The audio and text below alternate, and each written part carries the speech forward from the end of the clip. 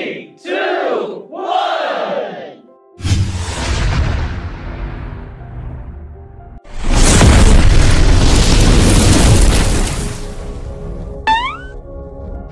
Hello student, permutation and combination बहुत ही important chapter है क्योंकि परमुटेशन एंड कॉम्बिनेशन बहुत लोग छोड़ देते हैं। अगर आप परमुटेशन कॉम्बिनेशन का क्वेश्चन बना रहे हैं इसका मतलब आप सबसे आगे चल रहे हैं।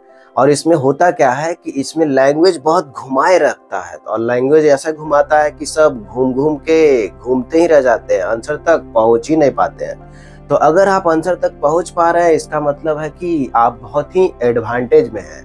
तो यहाँ पे देखिए हम लोग परमुटेशन एंड कॉम्बिनेशन को रिवाइज करेंगे और बहुत सारा क्वेश्चन का भी प्रैक्टिस करेंगे जो PYQ में आ चुका है, या सिंपल भी बनाएंगे ताकि आपको एकदम बेसिक भी समझ में आ जाए और एडवांस लेवल में भी पहुंच जाए और आपका परमुटेशन एंड कॉम्बिनेशन क्वेश्चन भी पूरा बनने लगे। परमुटेशन कॉम्बिनेशन का 4 नंबर आपका फिक्स हो जाए। तो परमुटेशन एंड कॉम्बिनेशन में सबसे पहले ये जाने कि परमुटेशन एंड कॉम्बिनेशन होता क्या है, परमुटेशन क्या होता है, कॉम्बिनेशन क्या होता है, इसका काम क्या है, क्या काम है इसका, ये चैप्टर पढ़ने से हमको फायदा क्या होगा। तो पहले तो जेईई में फायदा हो ही जाएगा 4 नंबर का, और इन जनरल भी क्या जीवन में फायदा है।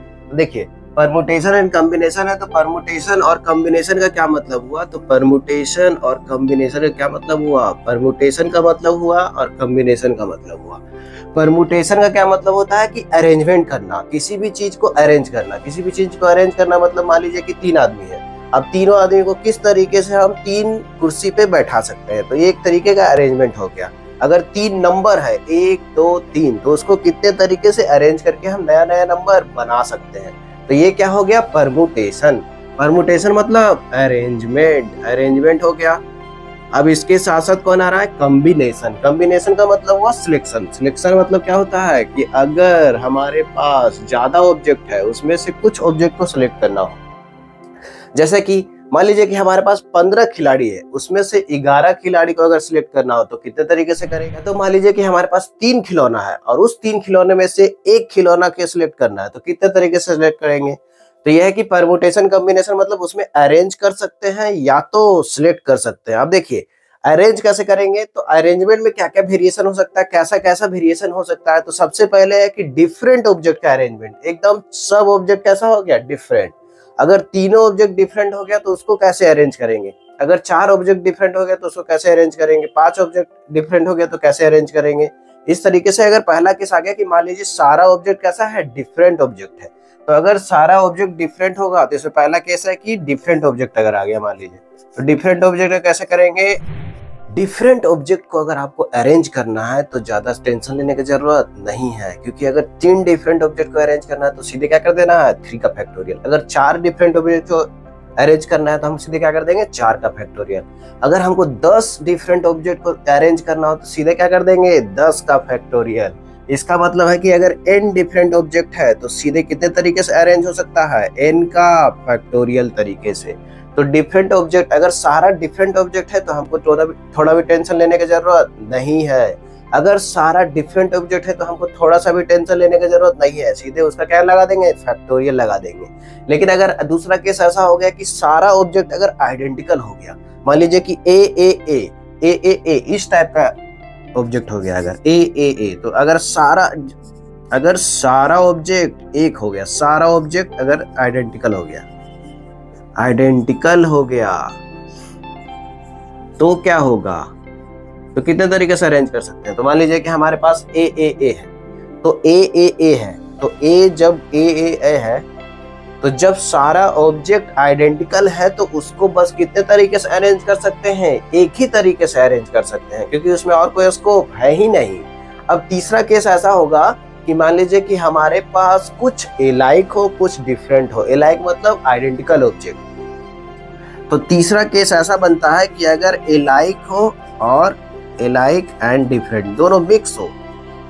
मिक्स कैसे होगा, तो मिक्स ऐसे होगा कि मान लीजिए कि 2 A है और 3 B है और 1 C है, तो इसको अगर अरेंज करना हो 2 A 3 B और 1 C, अगर सबको अरेंज करना हो एक लाइन में, तो हम क्या करेंगे कि अगर ये 6 ऑब्जेक्ट है और 6 वो अगर डिफरेंट होता तो 6 का फैक्टोरियल कर देते, लेकिन यहाँ पे क्या देख रहा है कि A कितना बार आया है, 2 बार, और बी कितना बार आया है 3 बार। तो जितना बार आइडेंटिकल ऑब्जेक्ट आएगा तो हम क्या करेंगे कि 6 का फैक्टोरियल तो लेंगे ही लेंगे, और नीचे क्या कर देंगे, तो जितना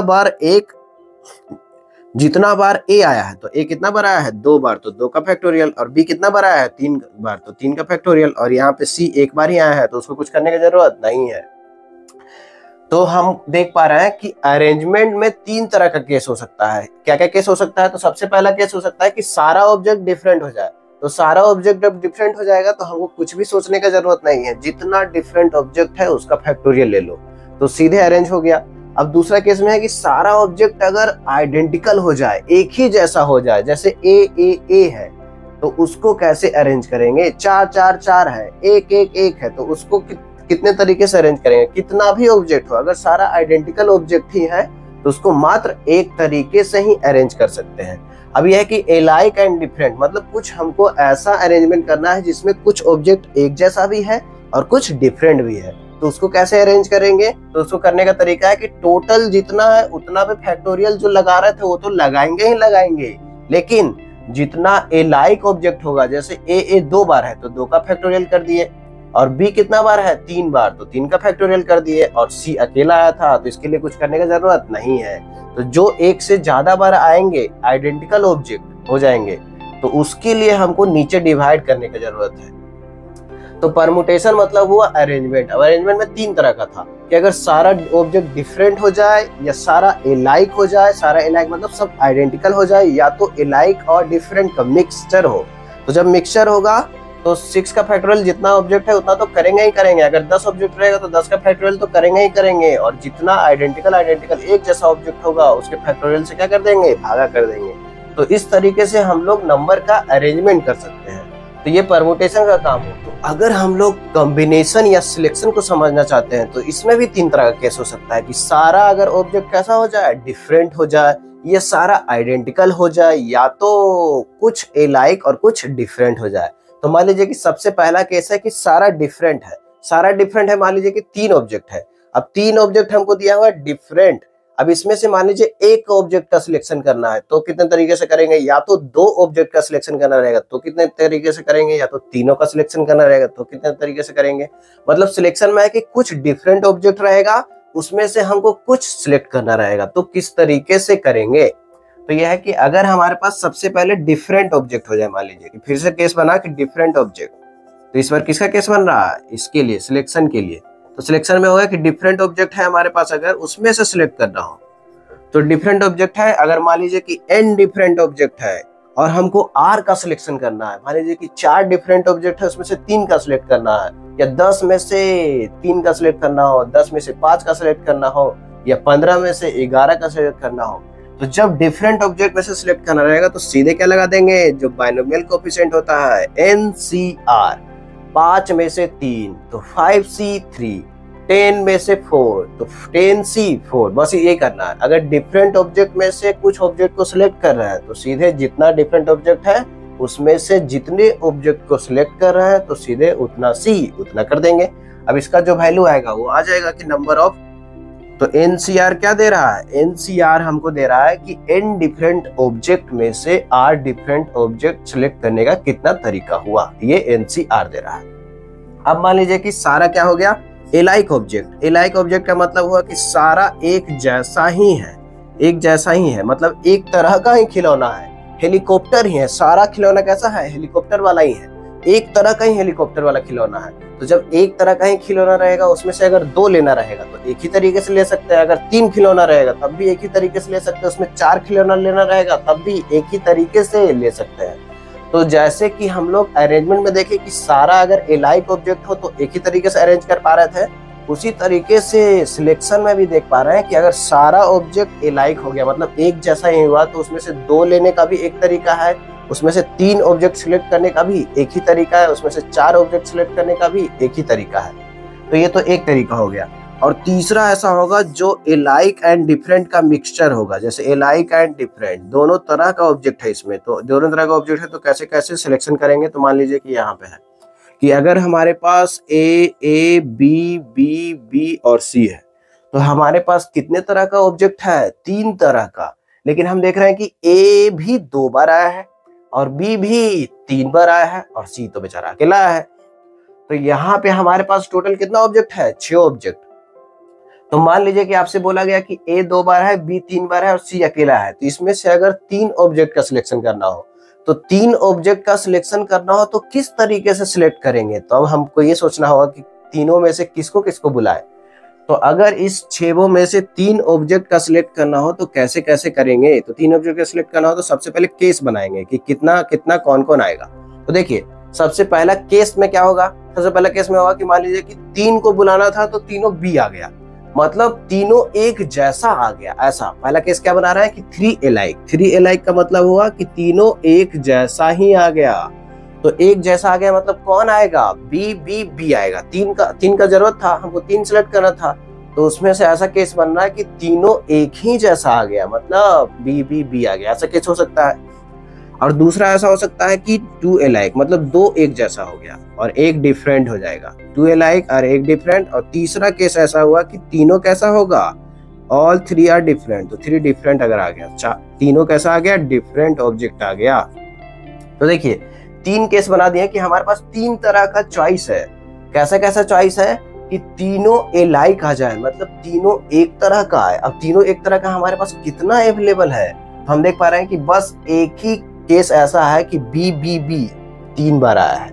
इसका मतलब है कि अगर हम 3 alike लाना चाहते हैं तो हम एक ही तरीके से ला सकते हैं। ये बी बी बी को अब अगर हम सिलेक्ट कर लिए तो इसमें से क्या बोले हैं कि हमको एक ही ऐसा है जिसमें से एक सिलेक्ट करना है, क्योंकि हमारे पास ऐसा कितना अवेलेबल था जो 3 3 3 था, बस एक ही ऐसा केस है। तो उसमें से क्या सिलेक्ट कर लिए? एक सिलेक्ट कर लिए, तो हमारे पास तीनों भी आ चुका है।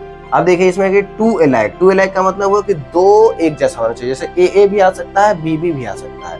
तो ए आ सकता है और बी भी आ सकता है। इसका क्या मतलब हुआ कि हमारे पास 2 जोड़ा चाहिए। इस बार जोड़ा चाहिए, कोई एक जोड़ा आना चाहिए। तो कितना जोड़ा अवेलेबल है हमारे पास? तो ए जोड़ा भी आ सकता है और बी भी 3 अवेलेबल है, तो 2 तो आ ही सकता है। तो यहाँ पे जैसे केस बनाएंगे कि हमारे पास 2 तरह का जोड़ा अवेलेबल है, लेकिन हमको तो एक ही जोड़ा चाहिए, क्योंकि टोटल कितना ऑब्जेक्ट चाहिए? बस 3 ही ऑब्जेक्ट चाहिए। तो उसमें से 2 एक जैसा होगा और एक डिफरेंट होगा।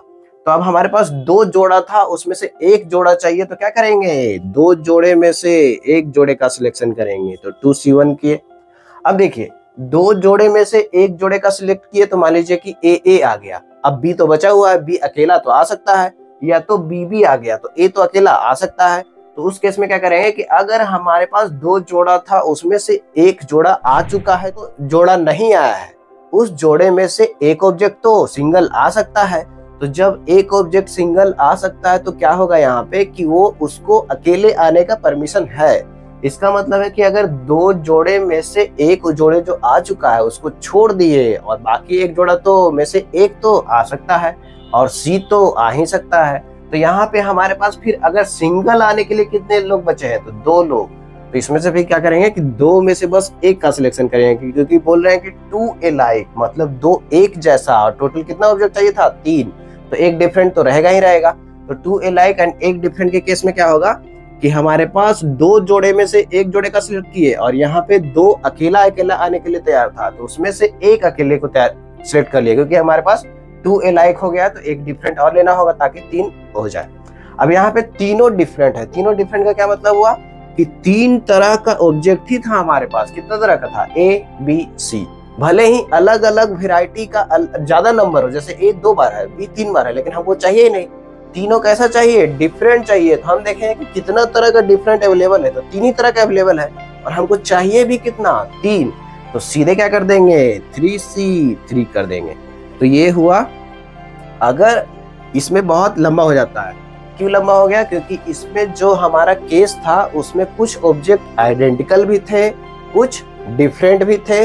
तो जब ये केस होगा तो थोड़ा सा केस बनाना पड़ेगा, किसको किसको बुलाए, कब बुलाए, तो इस तरीके से। लेकिन अगर सिर्फ डिफरेंट ऑब्जेक्ट में से अगर सिलेक्ट करना हो तो सीधे एनसीआर लगा देंगे। अगर alike ऑब्जेक्ट मतलब आइडेंटिकल ऑब्जेक्ट में से सिलेक्ट करना हो तो सीधे एक ही तरीके से कर सकते हैं। लेकिन अगर alike एंड डिफरेंट दोनों मिक्स हो गया, तो अगर 6 ऑब्जेक्ट था उसमें से 3 चाहिए था, तो 3 चाहिए था तो क्या केस बना लिया? पहला कि 3 alike मतलब तीनों एक जैसा, तो तीनों एक जैसा, एक ही हमारे पास ऐसा है कि तीनों एक जैसा है, तो उसमें से एक सिलेक्ट कर लिए। बाकी ये दोनों आएगा ही नहीं इस केस में, क्योंकि हमको बस इस केस में ऐसा लाना है जो 3 बार आ सके। तो 3 बार ए तो आ ही नहीं सकता है और सी भी नहीं आ सकता है। उसी तरीके से दूसरा केस ऐसा बनाए कि 2 अलाइक, मतलब जो भी आए एक जोड़ा तो आना ही चाहना चाहिए। तो एक जोड़ा कौन कौन आ सकता है, तो ए भी जोड़े में आ सकता है और बी भी जोड़े में आ सकता है। तो अभी देख लिए कि 2 तरह का जोड़ा हमारे पास अवेलेबल है। उसमें से कितना जोड़ा चाहिए, बस हमको एक चाहिए। अगर 2 जोड़ा ले लेते तो 4 हो जाता, लेकिन हमको ऑब्जेक्ट कितना चाहिए था, बस 3। तो हम क्या किए कि 2 अलाइक का केस है, तो इसमें क्या करिए कि 2 जोड़े में से एक जोड़े का सिलेक्शन कर लिए। अब एक जोड़े का सिलेक्शन हुआ तो फिर क्या किए, अब एक जोड़े का सिलेक्शन हो गया है, लेकिन अब अभी हमको टोटल 3 ऑब्जेक्ट चाहिए। तो एक ऑब्जेक्ट और बचा हुआ है, वो एक ऑब्जेक्ट कहाँ से आ सकता है, तो 2 जोड़े में से जो जोड़ा चला गया उसको छोड़ के तो बचा हुआ है, या तो ए बचा हुआ है या तो बी बचा हुआ, सी तो बचा हुआ है ही। तो 2 बचे हुए में से बस हमको कितना ऑब्जेक्ट चाहिए, एक ऑब्जेक्ट चाहिए। तो इसमें किए थे जोड़ा का सिलेक्शन, तो जोड़ा का सिलेक्शन किए तो 2 ऑब्जेक्ट आ गया। इसमें किए थे ऑब्जेक्ट का सिलेक्शन, एक ऑब्जेक्ट का, तो इसमें से टोटल कितना हो गया, तो 2 आए 3 ऑब्जेक्ट का सिलेक्शन हो गया। अब यहाँ पे कह रहे हैं कि तीनों डिफरेंट हो, और कितना तरह का डिफरेंट ऑब्जेक्ट अवेलेबल है हमारे पास, 3 ही तरह का। तो उसमें क्या कर दिया सीधे 3C3। तो ये क्या आ गया, हमारे पास आ गया कि 3 तरह का केस था, तो उस हिसाब से ये नंबर ऑफ सिलेक्शन हो गया। अब हम क्या करेंगे, टोटल निकालना हो, टोटल अगर निकालना हो कि कितने तरीके से टोटल सिलेक्शन हुआ, तो हम क्या कर देंगे कि तीनों केस को क्या कर देंगे, जोड़ देंगे। पहला केस प्लस दूसरा केस प्लस तीसरा केस। तो ये इस तरीके से करने पे हमको फाइनल क्या मिल जाएगा, आंसर मिल जाएगा। तो यहाँ पे देखिए 1C1 का वैल्यू, तो परमुटेशन कॉम्बिनेशन में 1C1 का वैल्यू निकालना हम लोग सीख लिए हैं। तो 1C1 का 1 होता है और 2C1 का 2 होता है, तो 2 × 2 है, और 3C3 का वैल्यू होता है 1। तो टोटल कितना आ गया, 2 × 2 + 2 कितना आ गया, 6। तो 6 तरीके से हम लोग सिलेक्ट कर सकते हैं। किसमें से, ए बी बी बी और सी में से कितने ऑब्जेक्ट का, 3 ऑब्जेक्ट का सिलेक्शन। तो ये केस था जब कुछ ऑब्जेक्ट अलाइक हो, कुछ हो डिफरेंट, तब थोड़ा सा केस बनाने का जरूरत पड़ता है। और ये यहाँ पे आपको मन में चल रहा हो कि प्लस क्यों किए हैं और यहाँ पे इनटू क्यों किए हैं। तो परमुटेशन कॉम्बिनेशन में बहुत जरूरी है ये समझना कि कब हम लोग जोड़ते हैं, कब हम लोग मल्टीप्लाई करते हैं। तो आगे हम लोग यही समझने वाले हैं कि एडिशन रूल क्या है, मल्टीप्लिकेशन रूल क्या है, कब हम लोग जोड़ते हैं, कब मल्टीप्लाई करते हैं। तो ये भी क्लियर होना बहुत जरूरी। परमुटेशन एंड कॉम्बिनेशन में एडिशन मल्टीप्लिकेशन रूल समझना बहुत ही जरूरी है, क्योंकि अगर एक बार समझ गए तब आप समझ पाइए कि कब जोड़ेंगे, कब गुना करेंगे। तो जब जोड़ने गुना करने का कार्यक्रम चलेगा बहुत तेजी से, तो आपको कंफ्यूजन एकदम नहीं होगा। तो ये दोनों समझना बहुत ही जरूरी है। तो अभी सब लोग कहाँ जा रहे हैं, संगम में नहाने। तो हम लोग भी कहाँ चलेंगे, संगम में नहाने। लेकिन हम लोग को पढ़ाई करने के साथ साथ संगम में नहा रहा है। तो मान लीजिए कि आप कहीं पे रहते हैं गांव में, यहाँ से कहाँ चलना स्टार्ट किए, तो आप चल दिए पटना। और फिर कहाँ जाइएगा आप, तो आपको अगर संगम में जाना है तो पटना से कहाँ जाइएगा, प्रयागराज जंक्शन जाइएगा, तो पीजे मान लीजिए। उसके बाद कहाँ जाइएगा, संगम में जाइएगा। तो अगर आपको संगम में जाना है तो आप जर्नी स्टार्ट कहाँ से कर रहे हैं, मान लीजिए किसी गांव से स्टार्ट कर रहे हैं। तो किसी गांव में आप रहते हैं, वहां से आपका सपना है कि संगम में नहाने जाना है। आप गांव से स्टार्ट कर रहे हैं, तो देखिए कैसे कैसे चलिएगा।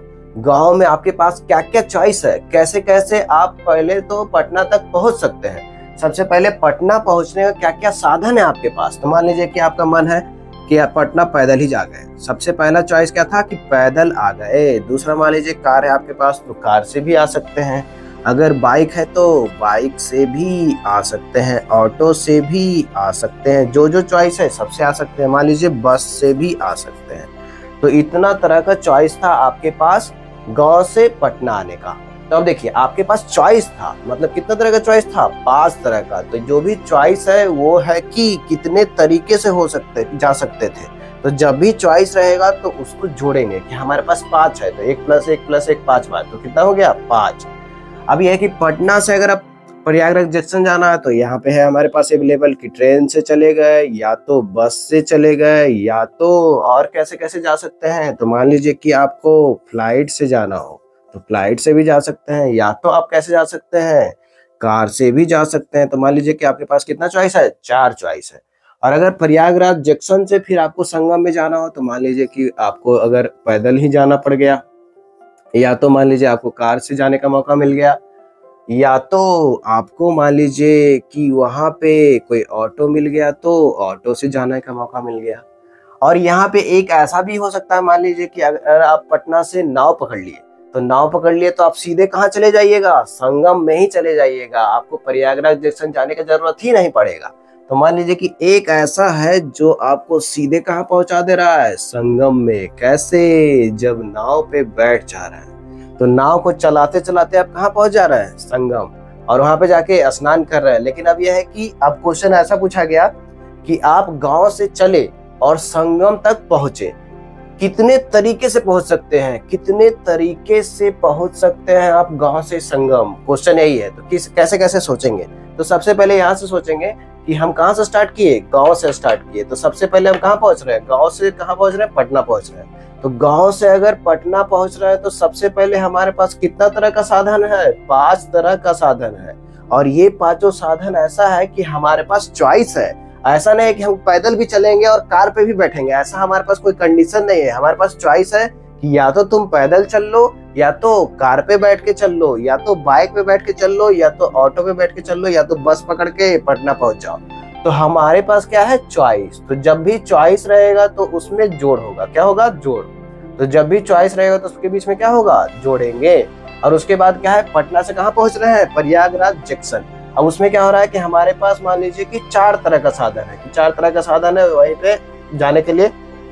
तो इसमें भी हमारे पास चॉइस है कि या तो हमारे ट्रेन को पकड़ के जा सकते हैं, या तो बस से जा सकते हैं, या तो फ्लाइट से जा सकते हैं, या तो कार से भी जा सकते हैं। तो कितना तरह का चॉइस हो गया, 4 तरह का चॉइस हुआ। तो चॉइस समझिए और कंडीशन समझिए, दोनों समझ जाइएगा तो फिर कब जोड़ना है कब गुना करना है ये समझ में आ जाएगा। तो यहाँ पे भी क्या है, यहाँ पे भी हमारे पास 3 तरह का चॉइस है कि जब हम जंक्शन पे उतरते हैं तो वहां पे जब पहुंचते हैं प्रयागराज, तो वहां पे अगर हमको संगम तक जाना हो तो सीधे या तो पैदल ही निकल गए, या तो कार पकड़ के निकल गए, या तो ऑटो से चले गए। तो ये हो गया कि हमारे पास यहाँ से यहाँ जाने के लिए हमारे पास 3 चॉइस था। तो चॉइस आप लोग समझ रहे हो कि चॉइस का मतलब है कि हमको तीनों पे नहीं जाना है, बस एक कोई सिलेक्ट करना है। हमारे पास तीनों अगर हो तो उसको पकड़ के वहां पहुंच जाना है। और यहाँ पे हमारे पास पटना से संगम जाने के लिए हम ऐसा भी जा सकते थे कि बीच में यहाँ ना जाए, सीधे भी जा सकते थे। तो अब अगर यहाँ पे पूछा जाए कि कितने तरीके से गांव से संगम पहुंच सकते हैं, हमारे पास क्वेश्चन बस यही है कि कितने तरीके से गांव से संगम पहुंच सकते हैं। तो जब हमको ऐसा पूछा जाए कि गांव से संगम कितने तरीके से पहुंच सकते हैं, तो सबसे पहले देखेंगे कि हमको अब कंडीशन आया कि गांव से सीधे संगम नहीं पहुंच जा रहा है, गांव से सीधे संगम नहीं पहुंच जा रहा है। पहले बहुत काम करना है कि गांव से संगम पहुंचना है, उस काम में बहुत सारा स्टेप है।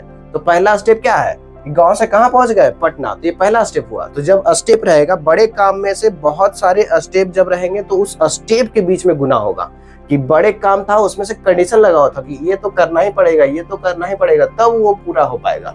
तो अगर यहाँ से गांव से अगर आपको संगम जाना है तो सबसे पहले पटना तो आना ही पड़ेगा, फिर प्रयागराज जंक्शन जाना पड़ेगा, फिर संगम जाना पड़ेगा।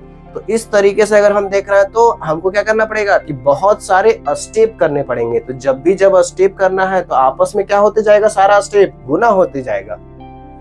तो देखिए पहला स्टेप क्या था कि गांव से पटना जाना, तो कितने तरीके से जा सकते हैं, 5 तरीके से जा सकते हैं। तो इनटू पहला स्टेप को गुना करेंगे दूसरे स्टेप के साथ। अब देखिए यहाँ पे पटना से प्रयागराज जंक्शन कितने तरीके से जा सकते हैं, पटना से प्रयागराज जंक्शन जाने का कितना तरीका है, 4 तरीका है पटना से प्रयागराज जंक्शन जाने का।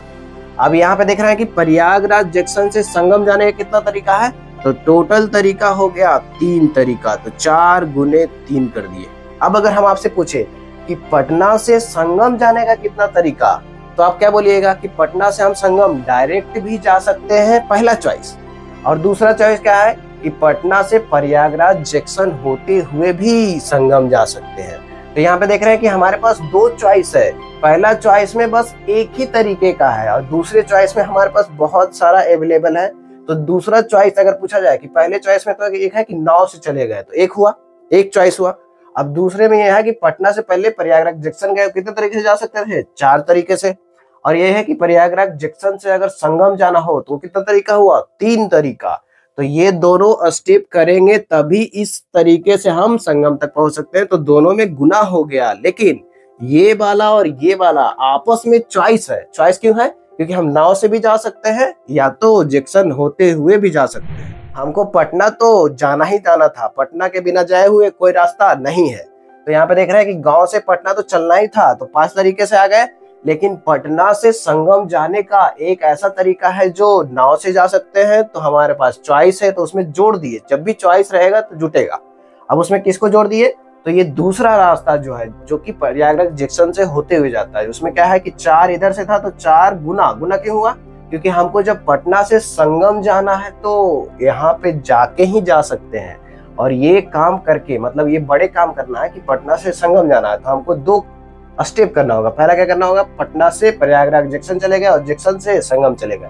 तो पहला जब स्टेप कर रहे हैं तो उसमें 4 तरीका हुआ, और जब दूसरा स्टेप कर रहे हैं तो 3 तरीका हुआ। तो बड़े काम करने को 2 स्टेप हुआ, तो दोनों क्या कर देंगे? गुना।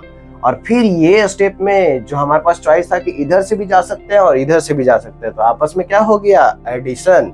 और फिर क्या हुआ कि जब हमको गांव से संगम जाना था तो सबसे पहले गांव से पटना है पहला स्टेप, तो पहला 5 तरीके आ सकते हैं, तो 5 हो गया गुना। पटना से संगम जाने का ये टोटल तरीका ऐसे हो गया। तो यहाँ पे इसलिए फिर से गुना हुआ, क्योंकि अगर पूरा काम करना हो, गांव से संगम जाना हो, तो पहला स्टेप तो करना ही होगा और फिर दूसरा स्टेप करना ही होगा। तो इसीलिए दोनों स्टेप में क्या हो गया? गुना।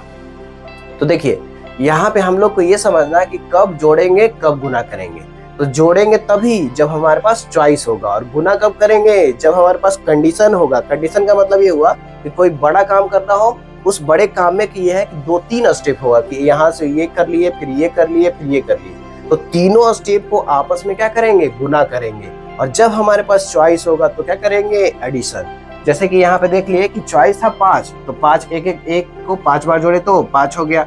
लेकिन अब हमारे पास चॉइस नहीं है। अब यहाँ पे है कि गांव से पटना जाके ही संगम जा सकते हैं, तो दोनों के बीच में क्या कर दिए? गुना। क्योंकि ये पहला स्टेप था संगम पहुंचने के लिए। अब दूसरा स्टेप ये है कि पटना से संगम जाने का इतना तरीका है। अब ये कहाँ से आया? तो पटना से अगर संगम जाना तो एक चॉइस तो हमारे पास है कि नाव से चले जाए, तो सीधे चले गए नाव से। उस चॉइस में से जोड़े दूसरा चॉइस जो इस जंक्शन से होते हुए जाता है, तो कैसे पहुंचे? तो हमारे पास इधर कितना था? 4 तरीका था। तो ये एक स्टेप और दूसरा स्टेप, इसमें कितना तरीका था? 3। तो दोनों स्टेप में क्या हो गया? गुना। और इसको किसके साथ जोड़ दिए? एक अलग जो चॉइस था हमारे पास उसके साथ। तो ये आ गया टोटल तरीका कि हम गांव से संगम कितने तरीके से जा सकते हैं, और जाके नहा सकते हैं और नहा के पुण्य कमा सकते हैं। तो इस तरीके से हम लोग परम्यूटेशन कॉम्बिनेशन में ये समझ लिए कि एडिशन कब करना है और मल्टीप्लिकेशन कब करना है, और बहुत सारे एग्जाम्पल से हम लोग और बेहतर तरीके से समझेंगे। अभी बहुत ये समझ में आ गया है कि कब गुना कब जोड़ेंगे, बेसिक तो समझ में आगे से हम लोग गांव से संगम पहुंच पाए। तो हम देख रहे हैं कि 5 गुने 4 गुने 3, ये कितना हो गया? 12। 12 + 1 13, तो 13 × 5 = 65। तो फाइनल ऐसे लिखेंगे 5 गुने इधर 4 × 12 + 1 13, तो 12 + 1 13, तो 13 × 5 कितना हो गया? 65। 65 तरीके से है कि अगर ऐसा सिचुएशन है तो 65 तरीके से हम गांव से संगम पहुंच सकते हैं। तो हम लोग देख चुके हैं कि सिलेक्शन कैसे करते हैं और अरेंजमेंट कैसे करते हैं। अब वो दोनों को मिक्स करके जो क्वेश्चन आता है, जैसे नंबर बनाने का आ जाता है कि हमको एक नंबर बनाना है कुछ डिजिट को लेके, तो नंबर्स बनाने वाला जो क्वेश्चन होता है उसमें सिलेक्शन भी लगता है और अरेंजमेंट भी लगता है। तो किस तरीके से लगता है? तो मान लीजिए कि पहला केस है कि हमारे पास 1 से लेके 9 तक कुछ डिजिट है। जैसे कि हम बोल रहे हैं कि पहला केस ऐसा कि 1 से लेके क्या है? 1 2 3 से लेके 8 और 9, मतलब सारा डिजिट है अगर हमारे पास 1 से लेके 9 तक, 0 नहीं आ रहा है इस पर। तो अगर 1 से लेके 9 तक सारा डिजिट आ रहा है हमारे पास, हमको बस ये ऐसा क्वेश्चन पूछा जाएगा, मान लीजिए कि 3 डिजिट को लेके कितना नंबर बना सकते हैं, 4 डिजिट को लेके कितना नंबर बना सकते हैं, 5 डिजिट को लेके कितना नंबर बना सकते हैं, 6 डिजिट को लेके कितना नंबर बना सकते हैं। तो इस टाइप का जब क्वेश्चन आएगा तो हम क्या करेंगे? तो सबसे पहले है कि हमारे पास अगर जो डिजिट अवेलेबल है वो देखेंगे, तो हमारे पास कितना डिजिट अवेलेबल है अभी? तो अभी 9 है। क्वेश्चन अगर अलग अलग होगा तो उस केस में डिजिट हमारे पास अलग अलग भी हो सकते हैं। कभी कभी 1 से लेकर अगर 8 तक ही दिया है तो हमारे पास कितना डिजिट अवेलेबल है? मात्र 8 अवेलेबल है। कभी कभी 2 4 6 8 दे सकता है, तो मान लीजिए 4 ही डिजिट अवेलेबल है। तो जैसा क्वेश्चन रहेगा उसके हिसाब से आपको सोचना होगा। तो अभी मान लीजिए कि हमारे पास 1 से लेके 9 तक तो टोटल कितने डिजिट अवेलेबल हैं? 9। अब उसमें से बोल दिया मान लीजिए कि 4 डिजिट का कितना नंबर बना सकते हैं? 4 डिजिट का कितना नंबर बना सकते हैं? तो बताइए 4 डिजिट का कितना नंबर बना सकते हैं? 4 डिजिट का कितना नंबर बना सकते हैं? तो कैसे निकालेंगे कितना डिजिट कितना नंबर बना सकते हैं? तो हमको चाहिए क्या? 4 डिजिट। अब बताइए 4 डिजिट कैसे मिलेगा? सिलेक्शन करना होगा। किसमें से सिलेक्शन करना होगा? तो जो डिजिट हमारे पास अवेलेबल है उसमें से सिलेक्शन करना होगा। कैसे करेंगे सिलेक्शन? तो हमारे पास डिफरेंट ऑब्जेक्ट है, उसमें से डिफरेंट ऑब्जेक्ट सेलेक्ट करेंगे। तो सीधे क्या लगा देंगे? एनसीआर। अब एनसीआर लगाना है तो एन की जगह पे कितना है? 9 डिजिट अवेलेबल है और निकालना कितना है? 4। तो सीधे क्या कर देंगे? 9C4। तो ये हो गया सिलेक्शन। किसका सिलेक्शन हुआ? 4 डिजिट का सिलेक्शन हुआ। लेकिन जब हम नंबर बनाते हैं तो उसको लिखते हैं, एक लाइन में लिखते हैं कि आगे पीछे कौन होगा। तो जब आगे पीछे देखना हो कि कौन आ रहा है, कैसे आ रहा है, तो उसमें क्या करना होगा? अरेंजमेंट। तो अभी अरेंजमेंट बचा हुआ है, अरेंजमेंट कैसे करेंगे? तो अगर 4 डिस्टिंक्ट डिजिट है तो उसको कितने तरीके से अरेंज कर सकते हैं? तो 4 का फैक्टोरियल से। तो इसमें गुना करेंगे 4 का फैक्टोरियल, तब जाके हमारा आंसर मिलेगा कि 4 डिजिट का कितना नंबर बना सकते हैं। अगर पूछ दिया कि 5 डिजिट का कितना नंबर बना सकते हैं, बताइए बी नंबर में अगर ऐसा हो कि 5 डिजिट का कितना नंबर बना सकते हैं, तो कैसे बनाएंगे? 5 डिजिट का नंबर कितना बना सकते हैं? तो इसमें क्या होगा? तो इस बार हमको में से 9 डिफरेंट डिजिट में से क्या लेना है? बस 9 डिफरेंट डिजिट में से हमको 5 लेना है। तो कैसे लेंगे? 9C5 लेंगे, 9C5। अब पांचों को ले तो लिए हैं, लेकिन करना क्या है? पांचों को अरेंज करना है। तो पांचों को अरेंज कितने तरीके से करेंगे? 5 का फैक्टोरियल से। तो 5 का फैक्टोरियल, तो यही आंसर हो गया। इस तरीके से हम आंसर लिख सकते हैं। अब मान लीजिए कि कुछ इस तरीके का क्वेश्चन हो गया कि 4 डिजिट का नंबर बनाना है, थोड़ा सा ट्विस्ट ला दिया कि 4 डिजिट का नंबर बनाना है, कितना नंबर बनेगा? 4 डिजिट का नंबर बनाना है, कितना नंबर बनेगा? अगर एक डिजिट रिपीट हो, 4 डिजिट का कितना नंबर बनेगा? अगर एक डिजिट क्या हो? रिपीट हो। अगर एक डिजिट रिपीट हो तो देखिए, तो थोड़ा सा ट्विस्ट आ गया। क्या ट्विस्ट आ गया? कि 4 डिजिट तो लगेगा इस बार, लेकिन एक डिजिट रिपीट होगा। इसका मतलब है कि हमको चारों डिफरेंट नहीं चाहिए इस बार, बस 3 ही डिजिट चाहिए। अब उस तीनों डिजिट में से एक क्या होगा? 2 बार आएगा। जैसे 1 1 2 3 ऐसे 4 डिजिट से नंबर बनाएंगे। तो इस बार हमको 4 डिजिट का सिलेक्शन करने की जरूरत नहीं है। हम बस कितने डिजिट का सिलेक्शन करेंगे? 3 डिजिट का। किसमें से सिलेक्ट करेंगे? तो हमारे पास अभी भी यही 9 डिजिट अवेलेबल है। तो इन 9 डिजिट में से कितना डिजिट का सिलेक्ट करेंगे इस बार? बस 3 डिजिट का। तो मान लीजिए कि 9C3 कर दिए, 9C3। तो 3 डिजिट आ चुका है, 1 4 मान लीजिए 7 आ गए, ये 3 डिजिट आ चुका है। लेकिन हमको तो बनाना है 4 डिजिट का नंबर। तो एक डिजिट क्या बोल रहा है? कि रिपीट होगा। इसका मतलब है कि जो हम 3 डिजिट लिए हैं उस 3 डिजिट में से क्या होगा? एक 2 बार आएगा। अब कौन 2 बार आएगा? ऐसे लॉटरी से तो निकालेंगे नहीं कि 1 को 2 बार लाना है, कि 4 को 2 बार लाना है, कि 7 को 2 बार लाना है। तो फिर से हमको सिलेक्शन करना होगा। क्या सिलेक्शन करना होगा? कि जो 3 डिजिट है हमारे पास उसमें से कौन जो होगा रिपीट करेगा, कौन वो भाग्यशाली डिजिट है। हम क्या करेंगे? 3 डिजिट में से एक डिजिट का सिलेक्शन कर लेंगे। तो जब सिलेक्शन हो जाएगा तो जिसका सिलेक्शन होगा वो रिपीट होगा। तो मान लीजिए कि 4 अगर सिलेक्ट हो गया तो 4 2 बार आएगा। अब ऐसा है कि हमारे पास 4 डिजिट आ चुका है। अब जब 4 डिजिट आ चुका है तो उसको फिर अरेंज भी करेंगे कि 1 पहले आएगा, कि 4 पहले आएगा, कि 7 पहले आएगा, ये हमको अभी नहीं पता है। तो जब हमको अरेंजमेंट करना हो तो हम कितने तरीके से करेंगे? अगर इसको देखें तो अब हम देखेंगे कि ये सारा डिस्टिंक्ट ऑब्जेक्ट नहीं है, इसमें से कुछ अलग भी है, कुछ डिफरेंट भी है, और कुछ हमारे पास एक जैसा भी है। तो जब एक जैसा भी मिक्स हो, डिस्टिंक्ट भी मिक्स हो, तब हम जो तीसरा केस पढ़ रहे थे कि किस तरीके से अरेंज करेंगे, तो सीधे इसमें 4 का फैक्टोरियल नहीं लगा सकते हैं। पहले तो इसमें 4 का फैक्टोरियल लगाएंगे, उसके साथ साथ हमको भागा देना होगा। किससे? कि 1 तो 1 बार आया है, 7 भी 1 बार आया है, तो इसके लिए कुछ भी करने की जरूरत नहीं है। लेकिन 4 कितना बार आया है? 2 बार। तो 2 का फैक्टोरियल से क्या कर देंगे, भागा दे देंगे, तो ये होगा। अब देखिए हमको बनाना था 4 डिजिट का नंबर, इसमें बोला था कि एक डिजिट जो है वो रिपीट हो जाए, तो अब इसमें बोल रहा है कि इतना जो ट्विस्ट आया था एक डिजिट रिपीट हो जाए, तो इसमें नंबर बनाने में हमको 3 स्टेप काम करना पड़ा। क्या क्या काम करना पड़ा?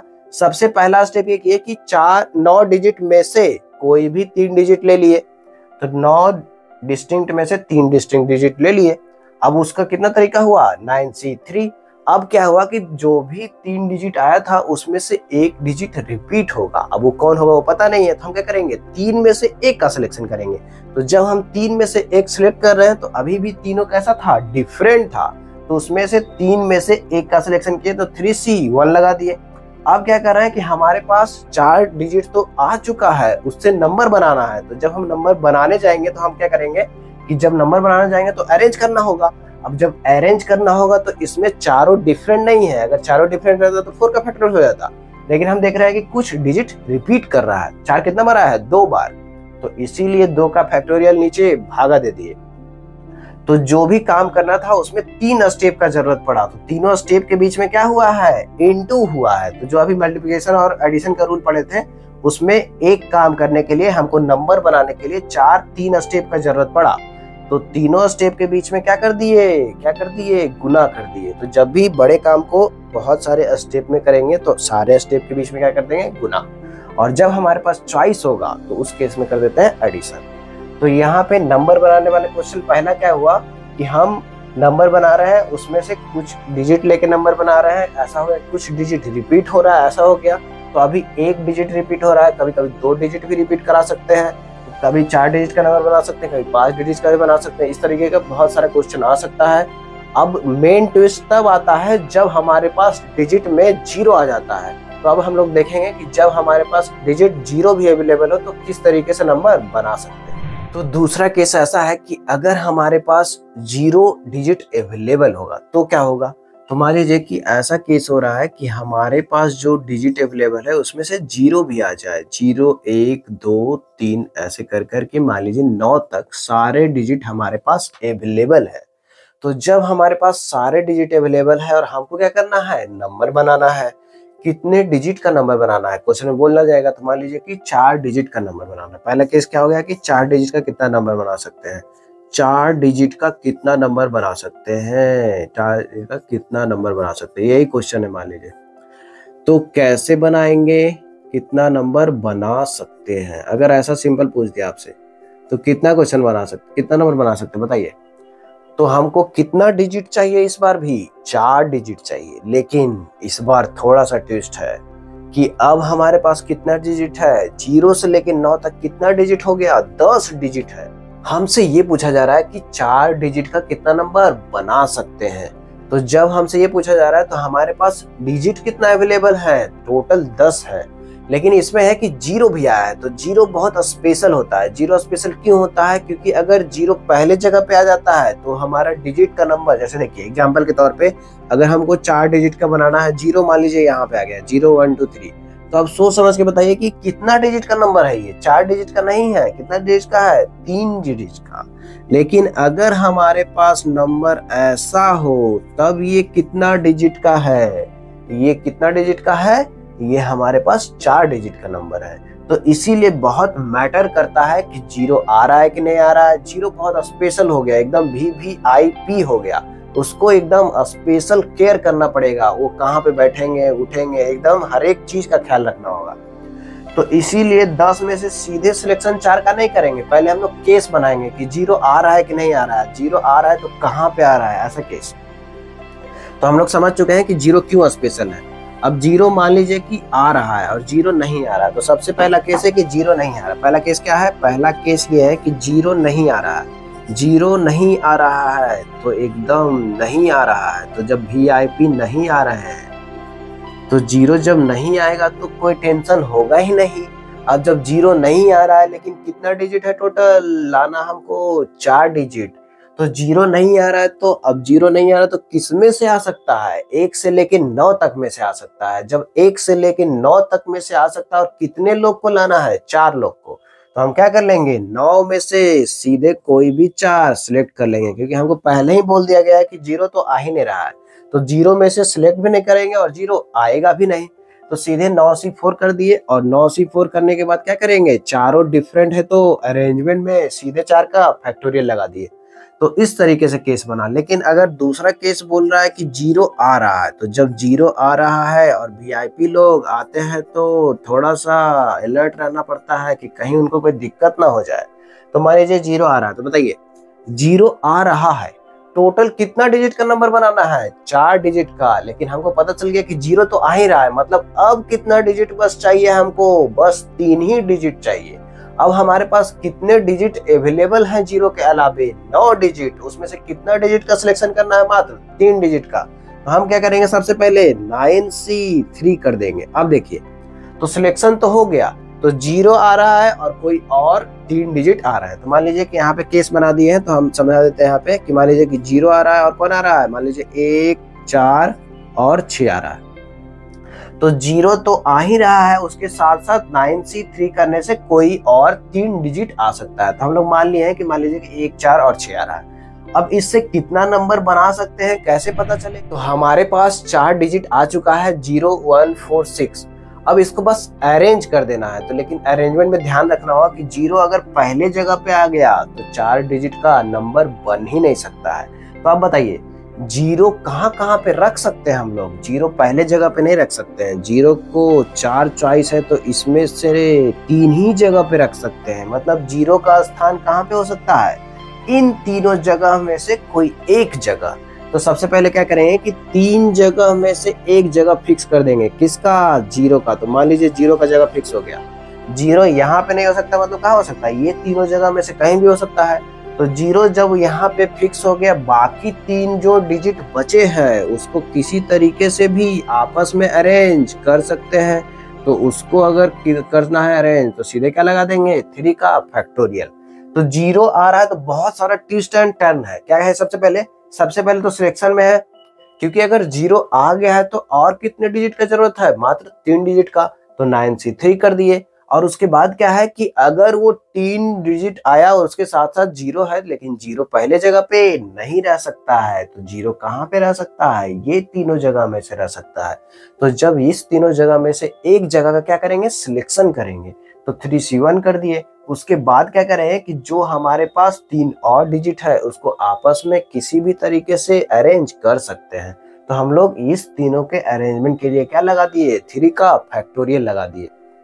तो ये क्या क्वेश्चन बोल रहा था कि 4 डिजिट का कितना नंबर बना सकते हैं। अगर डिजिट में 0 भी अवेलेबल है तो थोड़ा सा ट्विस्ट आ रहा है, अगर 0 अवेलेबल नहीं था तो सीधे हो। जब हमारा 0 डिजिट भी आ रहा है तो उसमें ऐसा मान लीजिए केस कि जब हमको कोई डिजिट का नंबर बनाना हो, जैसे कि 5 डिजिट का नंबर बनाना हो, उसमें अगर ऐसा भी बोल रहा हो कि डिजिट रिपीट भी हो रहा है, तो उसमें रिपीट एक बार भी करवा सकते हैं, वो 2 बार भी करवा सकते हैं, कोई 2 डिजिट भी रिपीट करवा सकते हैं। बहुत सारे तरह का वेरिएशन का क्वेश्चन यहाँ पे पूछा जा सकता है।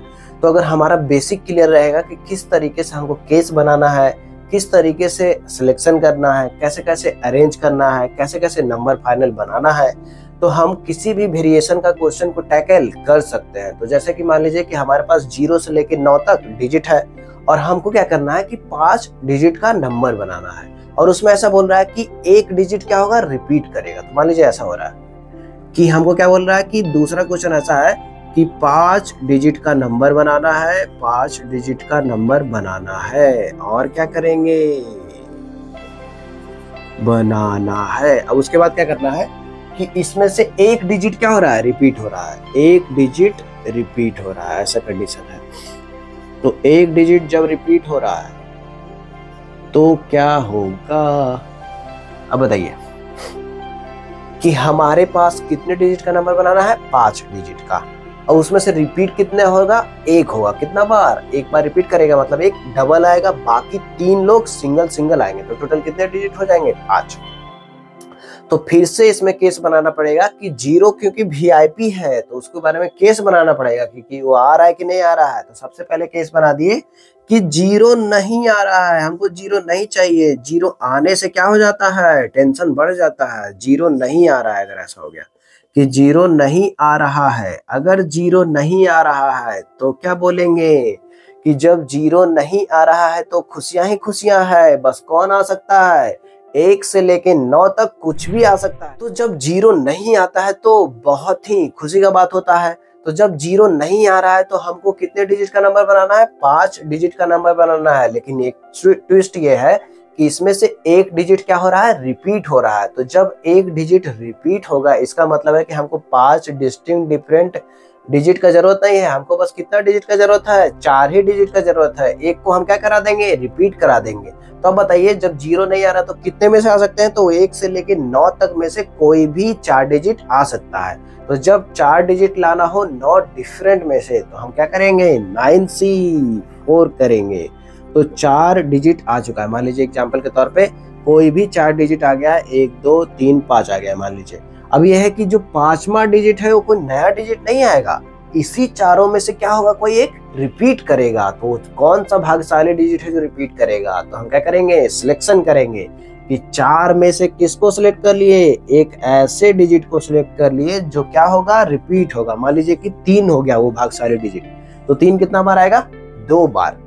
अब हमारे पास 5 डिजिट का नंबर बनाना था, तो 5 डिजिट हमारे सामने आ चुका है। अब उसको बस क्या कर देना है, अरेंज कर देना है। तो कितने तरीके से अरेंज कर सकते हैं, तो हम मान लीजिए देखिए यहाँ पे क्या है कि हमारे पास 5 डिफरेंट ऑब्जेक्ट नहीं है, कुछ डिफरेंट भी है, कुछ आइडेंटिकल भी है। तो जब दोनों का मिक्स होता है तो कितने तरीके से अरेंज कर सकते हैं, तो यहाँ पे देख रहे हैं कि टोटल 5 है, तो 5 का फैक्टोरियल लगा दिए। लेकिन किससे भागा देना होगा, तो हम देख पा रहे हैं कि 3 कितना बार आया है, 2 बार आया है। तो 2 के फैक्टोरियल से भागा दे देंगे। तो फाइनल जो ये सोल्व करके आएगा वही आंसर हो जाएगा कि हमारा कितने तरीके से अरेंज करेंगे अगर जीरो नहीं आएगा। तो अब दूसरा केस ऐसा होगा कि जब जीरो आ रहा है, तो मान लीजिए जीरो अगर आ रहा है तो क्या होगा, तो जीरो अगर आ रहा है तो टेंशन भी बढ़ जाएगा, क्योंकि जीरो कौन है, जीरो VIP है। जीरो जब आ रहा है तो इसको अच्छे से अरेंज करेंगे।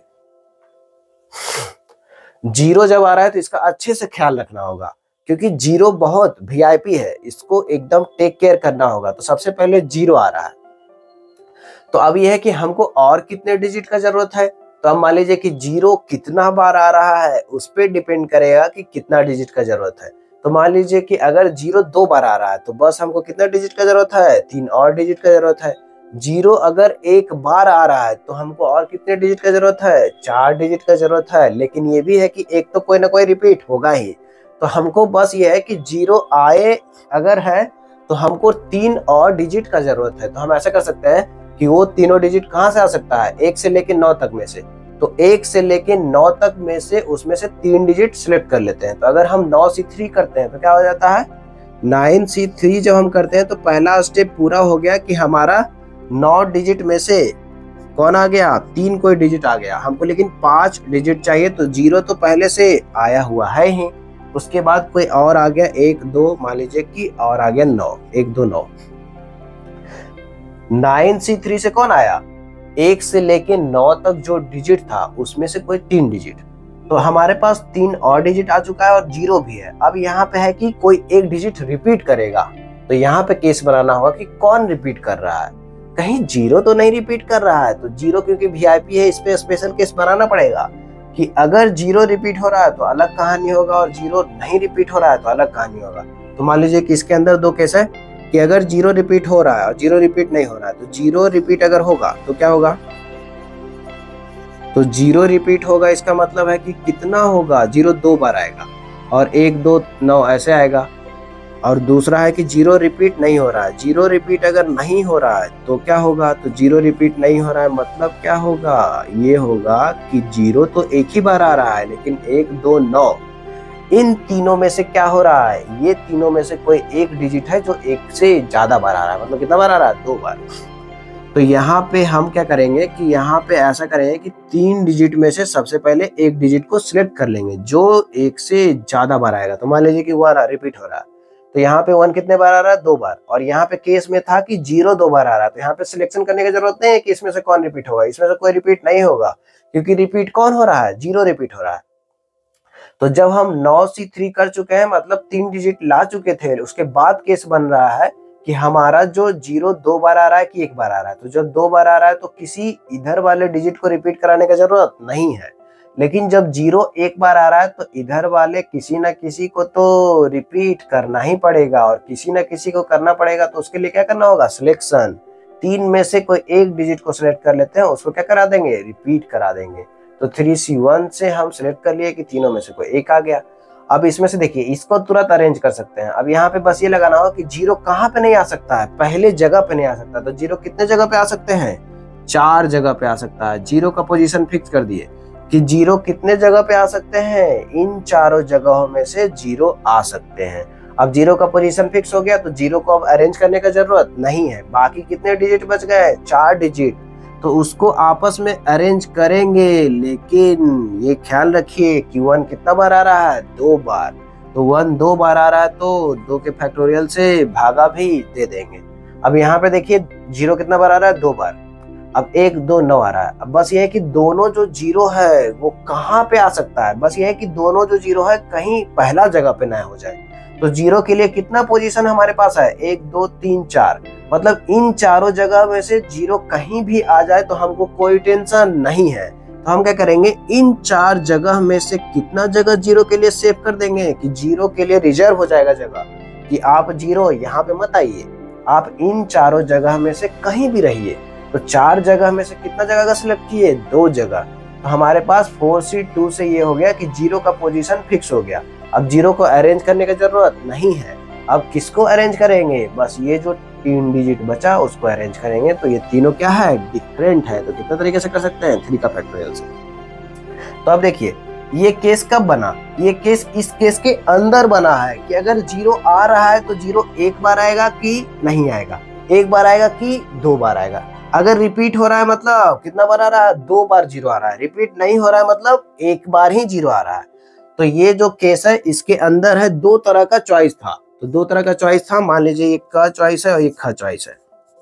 तो इसके अंदर क और ख को जोड़ेंगे क्योंकि 2 तरह का चॉइस है। तो इसके अंदर क्या कर देंगे, दोनों को जोड़ेंगे तो 4C2 इंटू 3 का factorial plus 3C1 into 4C1 into 4 का फैक्टोरियल बटे 2 का फैक्टोरियल। तो इस तरीके से हमको 5 डिजिट का नंबर बनाना था, किसमें से, 10 डिजिट में से। और ये क्या बोला था कि एक डिजिट रिपीट हो रहा है। तो सबसे पहले हम लोग क्या किए कि ऐसा केस बनाए कि 0 नहीं आ रहा है। तो 0 जब नहीं आ रहा है तो कौन आएगा, 0 के अलावे लोग आएंगे। तो 0 के जब अलावे लोग आएंगे तो उनमें से कितने डिजिट चाहिए हमको, बस 4 ही चाहिए क्योंकि एक रिपीट होगा। तो 4 सिलेक्शन किए। उसके बाद क्या किए कि जो डिजिट रिपीट होने वाला है उसका सिलेक्शन किया। अब हमारे पास 5 था उसको अरेंज कर दिए।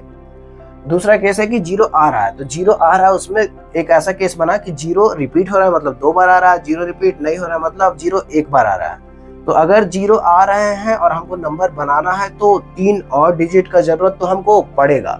तो 3 और डिजिट कैसे ला सकते हैं, तो सबसे पहले 0 को छोड़ के 9 डिजिट है, उसमें से 3 डिजिट का क्या कर लिए, सिलेक्शन कर लिए।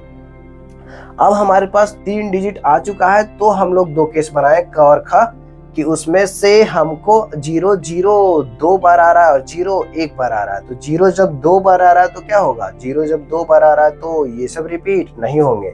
0 जब 1 बार आ रहा है तो इन तीनों डिजिट में से क्या होगा, एक रिपीट होगा। तो ये जब रिपीट होगा तो कौन रिपीट होगा हमको पता नहीं था। तो 3 में से एक सिलेक्शन किए कि कौन रिपीट होगा। तो जो भी रिपीट होगा, अब इसको क्या कर दिए कि आपस में 0 का पोजीशन फिक्स किए, क्योंकि 0 अगर यहाँ पे आ गया तो 5 डिजिट का नंबर बन ही नहीं पाएगा। तो 0 को हम क्या किए, 1 2 3 4, इसी 4 जगह में से कहीं हो सकता है। तो 4C1 किए तो 0 का पोजीशन फिक्स हो गया। उसके बाद क्या किए, बाकी सबको अरेंज कर दिए। तो चारों को अरेंज करना था लेकिन 1 2 बार आ रहा है तो 2 का फैक्टोरियल से भागा दे दिए। इस केस में क्या हो गया था कि 0 2 बार आ रहा है लेकिन 0 पहले पोजीशन पे नहीं हो सकता है। तो कहाँ पोजीशन पे हो सकता है, 1 2 3 4, ये चारों पोजीशन में से हो सकता है। तो ये चारों पोजीशन में से 2 पोजीशन हम किसको दे दिए, रिजर्व कर दिए 0 के लिए। तो 0 का पोजीशन फिक्स हो गया, मतलब उसको अब अरेंज करने का जरूरत नहीं है। बाकी कितने लोग बचे, 3 लोग, उसको आपस में कितने तरीके से अरेंज कर सकते हैं, 3 का फैक्टोरियल से। अब यह है कि ये केस कब बना था, जब 0 आ रहा था। तो 0 आ रहा था तो उसमें गुना कर दिया कि पहला स्टेप है कि 0 के अलावे 3 डिजिट को सिलेक्ट किए हैं और 3 डिजिट को सिलेक्ट करने के बाद नंबर कितने तरीके से बना सकते हैं। तो फाइनल आंसर अगर आपको चाहिए तो हम क्या करेंगे कि बी नंबर का फाइनल आंसर है कि पहला केस दूसरा केस दोनों को जोड़ेंगे, मतलब इतना निकालेंगे वैल्यू प्लस इसका वैल्यू निकालेंगे, तब जाके हमको फाइनल आंसर मिलेगा। तो हम लोग देखें कि किस तरीके से नंबर बना सकते हैं। तो जो हमको डिजिट दिया रहेगा, जैसे कि अगर डिजिट हमको कभी कभी 0 से लेके 9 तक दिया रहता है, कभी कभी 0 से लेके 0 को छोड़ के दिया रहता है, या तो कभी कभी कुछ डिजिट ही दिया रहता है, जैसे 1 4 7 ऐसे 3 ही डिजिट दे दिया। मान लीजिए कि कभी कभी 1 से लेके 7 तक दे दिया तो 7 डिजिट दिया हुआ है। तो इस तरीके का बहुत सारा वेरिएशन का क्वेश्चन हो सकता है। लेकिन इसमें दो बहुत इंपॉर्टेंट चीज ये समझना था कि एक बार अगर 0 डिजिट हमारे पास अवेलेबल नहीं है तो सीधे सिलेक्शन कर दे रहे हैं, और उसमें भी ये था कि अगर डिजिट रिपीट हो रहा है तो कैसे क्वेश्चन बनाएंगे। और दूसरा ये कैसा है कि जब 0 आ रहा है तो 0 जब आ रहा है तो उसके साथ 0 को बहुत वीआईपी तरीके से ट्रीटमेंट देना होगा, 0 का स्पेशल केयर करना होगा, 0 को हाथ पे जोड़ना होगा ताकि 0 वाला क्वेश्चन गलत ना हो। 0 को अच्छे से हैंडल करिए, तब जाके आपका क्वेश्चन का आंसर सही आएगा और आपको 4 नंबर मिल पाएगा। तो इस तरह का डिजिट का क्वेश्चन आप बना।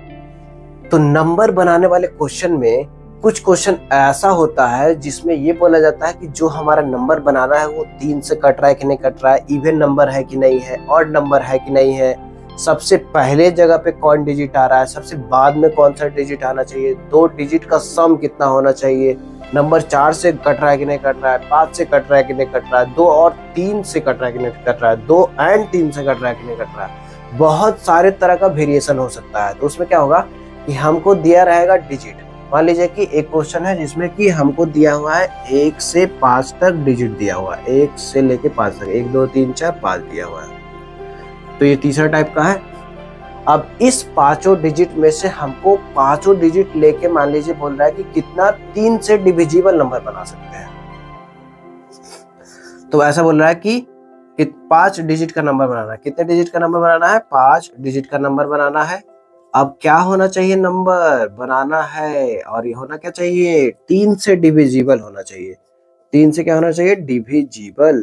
3 से डिविजिबल होना चाहिए। अब 3 से डिविजिबल होना चाहिए बोल तो रहा है ये, 3 से डिविजिबल होना चाहिए। क्या मतलब हुआ कि जो हमको नंबर 3 से कट जाए। अब वो रूल क्या होता है 3 से डिविजिबिलिटी का? 3 से डिविजिबिलिटी का रूल होता है कि सारे डिजिट को अगर हम जोड़ देते हैं तो सारे डिजिट का जोड़ को जो आए वो भी किससे कट जाए? 3 से कट जाए। अब देखिए 5 डिजिट का बनाना है तो 5 को लेंगे और कोई भी रिपीट नहीं हो रहा है तो 5 डिजिट का नंबर बनाना है इस 5 को लेके। अब यहाँ पे है कि 3 से डिविजिबल होना चाहिए। अब बताइए कि 5 को अगर हम जोड़ते हैं तो कितना आ रहा है? 1 2 3 4 5। अगर हम 5 को जोड़ते हैं तो कितना आ जा रहा है? 5 को जोड़ने पे आ जा रहा है 15। अब जब 15 आ रहा है तो 15 क्या 3 से कट रहा है? बिल्कुल कट रहा है। तो 15 अगर से 3 से कट रहा है इसका मतलब है कि 1 से लेके 5 तक अगर हम डिजिट यूज करते हैं तो जो नंबर जितना भी बनेगा वो किससे कटेगा? 3 से कटना ही कटना है। तो जब 3 से कटेगा तो हमको पता चल गया कि अगर हमको 5 डिजिट में से किसको किसको रख के नंबर बनाना है। अब बताइए कि नंबर बनाना है तो डिजिट जब डिसाइड हो गया है तो क्या करेंगे? बस उसको अरेंज कर देंगे। और अरेंजमेंट कितने तरीके से कर सकते हैं? तो 5 डिजिट है हमारे पास तो कितने तरीके से कर सकते हैं? तो सिंपल 5 का फैक्टोरियल से कर सकते हैं। तो इस क्वेश्चन का आंसर बस क्या हो जाएगा? 5 का फैक्टोरियल। अगर हमको बोल दिया कि 4 डिजिट का नंबर बनाना है और क्या होना चाहिए? 3 से डिविजिबल होना चाहिए। तो अब देखिए थोड़ा सा ट्विस्ट ला दिया। क्या होना चाहिए? 3 से डिविजिबल होना चाहिए। 3 से जब डिविजिबल होना चाहिए इसका मतलब है कि इस बार हमको 5 डिजिट नहीं चाहिए, 1 डिजिट को तो छोड़ना ही पड़ेगा। हमको बस कितना डिजिट चाहिए? 4। तो इस बार आंख बंद करके आप 5C4 नहीं कर पाइएगा क्योंकि आपको किसको छोड़ने से 3 से नंबर कटेगा ये पता ही नहीं है। तो जब इस टाइप का कंडीशन आ गया तो सीधे एनसीआर वाला फॉर्मूला हम नहीं लगा सकते, हमको केस बनाना पड़ेगा। कैसे केस बनाना पड़ेगा? कि हमारे पास ये सारे 5 डिजिट है। अब हम ये है कि हमारा सबको जोड़ के आ रहा था 15। अब यह है कि 4 ही डिजिट का नंबर बनाना है, मतलब 1 डिजिट को छोड़ना पड़ेगा। अब किसको छोड़े ताकि जो जोड़ के है आ रहा है वो हमारा जो नंबर आ रहा है वो 3 से तब भी डिविजिबल हो। तो देखिए अगर 1 को छोड़ देंगे तो 14 हो जाएगा, 2 को छोड़ेंगे तो 13 हो जाएगा, जो कि 3 से नहीं कट रहा है। अगर 3 को छोड़ देंगे तो कितना हो जाएगा 12, तो 12 तो 3 से कट रहा है। अगर 4 को छोड़ देंगे तो भी नहीं कटेगा, 11 हो जाएगा, और 5 को छोड़ देंगे तब भी 10 हो जाएगा। मतलब बस किसको छोड़ सकते हैं, 3 को ही छोड़ सकते हैं। तो बस एक ही केस बना कि 3 को छोड़ना ही पड़ेगा, और किसी को छोड़ के 4 डिजिट का लेके हम 3 से डिविजिबल नंबर बना ही नहीं सकते हैं। तो हमारे पास 5 डिजिट था, उसमें से 4 डिजिट का नंबर बनाना था, तो बस एक ही केस बन रहा है कि किसको छोड़ना पड़ेगा, 3 को छोड़ना पड़ेगा। तो जब हम 3 को छोड़ दिए हैं तो हमारे पास 4 डिजिट आ चुका है, तो 4 डिजिट में से बस 4 ही चाहिए, तो उसमें सिलेक्शन करने की जरूरत है नहीं। अब क्या कर देंगे, बस अरेंजमेंट कर देंगे। कितने तरीके से अरेंज कर सकते हैं, 4 का फैक्टोरियल से अरेंज कर सकते हैं। अब इसमें तीसरा क्वेश्चन अगर ऐसा आ गया, मान लीजिए कि हमारे पास फिर से कितना नंबर बनाना हो, फिर से हमको इस बार 3 ही डिजिट का नंबर बनाना हो, और इस बार बोल रहा है कि क्या होना चाहिए, 3 से डिविजिबल होना चाहिए। तो अब बताइए कि सी नंबर जो क्वेश्चन है, सी ऐसा है कि 3 डिजिट का नंबर बनाना है, और 3 से क्या होना चाहिए, डिविजिबल होना चाहिए। तो अभी क्या देख रहे थे कि सबको जोड़ के कितना आ रहा था, 1 2 3 4 5, सबको जोड़ के आ रहा था 15। लेकिन इस बार क्या है कि हमको 3 ही डिजिट लेना है, मतलब कितना डिजिट को छोड़ना होगा। तो अगर 2 डिजिट को छोड़ना है इस बार, क्योंकि हमको 3 डिजिट चाहिए, तो मान लीजिए कि 1 और 2 को छोड़ दिए तो क्या हो जाएगा, दोनों को जोड़ के कितना हो जाएगा, 3। तो ये दोनों को छोड़ सकते हैं। और अगर 3 को किसी के साथ छोड़ेंगे तो दिक्कत होगा। 4 और 5 को आप साथ में छोड़ सकते हैं, 1 और 4 को छोड़ेंगे तो दिक्कत हो जाएगा, क्योंकि 1 और 4 को जोड़ने में कितना आ रहा है, 5। तो देखिए हमारे पास 2 तरह का नंबर है, 1 और 4 एक जैसा है, और 2 और 5 एक जैसा है। कैसे पता चला एक जैसा है, क्योंकि हम देख पा रहे हैं कि अगर 3 से भागा देते हैं, 3 से भागा देंगे तो 3 तरह का नंबर होगा। एक नंबर जो होगा 3 से पूरा पूरा कट जाएगा। दूसरा टाइप का नंबर होगा कि 3 से भागा देने पे रिमाइंडर कितना आएगा, मात्र 1 आएगा। और तीसरा तरह का ऐसा नंबर होगा 3 से भागा देने पे रिमाइंडर कितना आएगा, 2 आएगा। देखिए पहला तरह का नंबर है कि 3 से पूरा पूरा कट गया। दूसरा तरह का नंबर है कि 1 और 4 अगर हम 3 से भागा देते हैं दोनों में तो रिमाइंडर कितना आता है, 1। और 2 और 5 ऐसा नंबर है जिसमें 3 से अगर भागा देते तो रिमाइंडर कितना आता है, 2। तो 3 तरह का नंबर है। अगर हमको 2 नंबर छोड़ना हो, 2 डिजिट को छोड़ना हो, तो हम दोनों जैसे 1 और 4 को साथ में नहीं छोड़ सकते, 2 और 5 को भी साथ में नहीं छोड़ सकते, क्योंकि ये दोनों को छोड़ेंगे तो बाकी जो नंबर होगा 3 से डिविजिबल नहीं होगा। तो हम किसको छोड़ सकते हैं कि 1 और 4 में से किसी को छोड़ दिए, और दूसरा 2 और 5 में से कितने को छोड़ दिए। तो कितने तरीके से छोड़ सकते हैं, तो 3 डिजिट हमको चाहिए।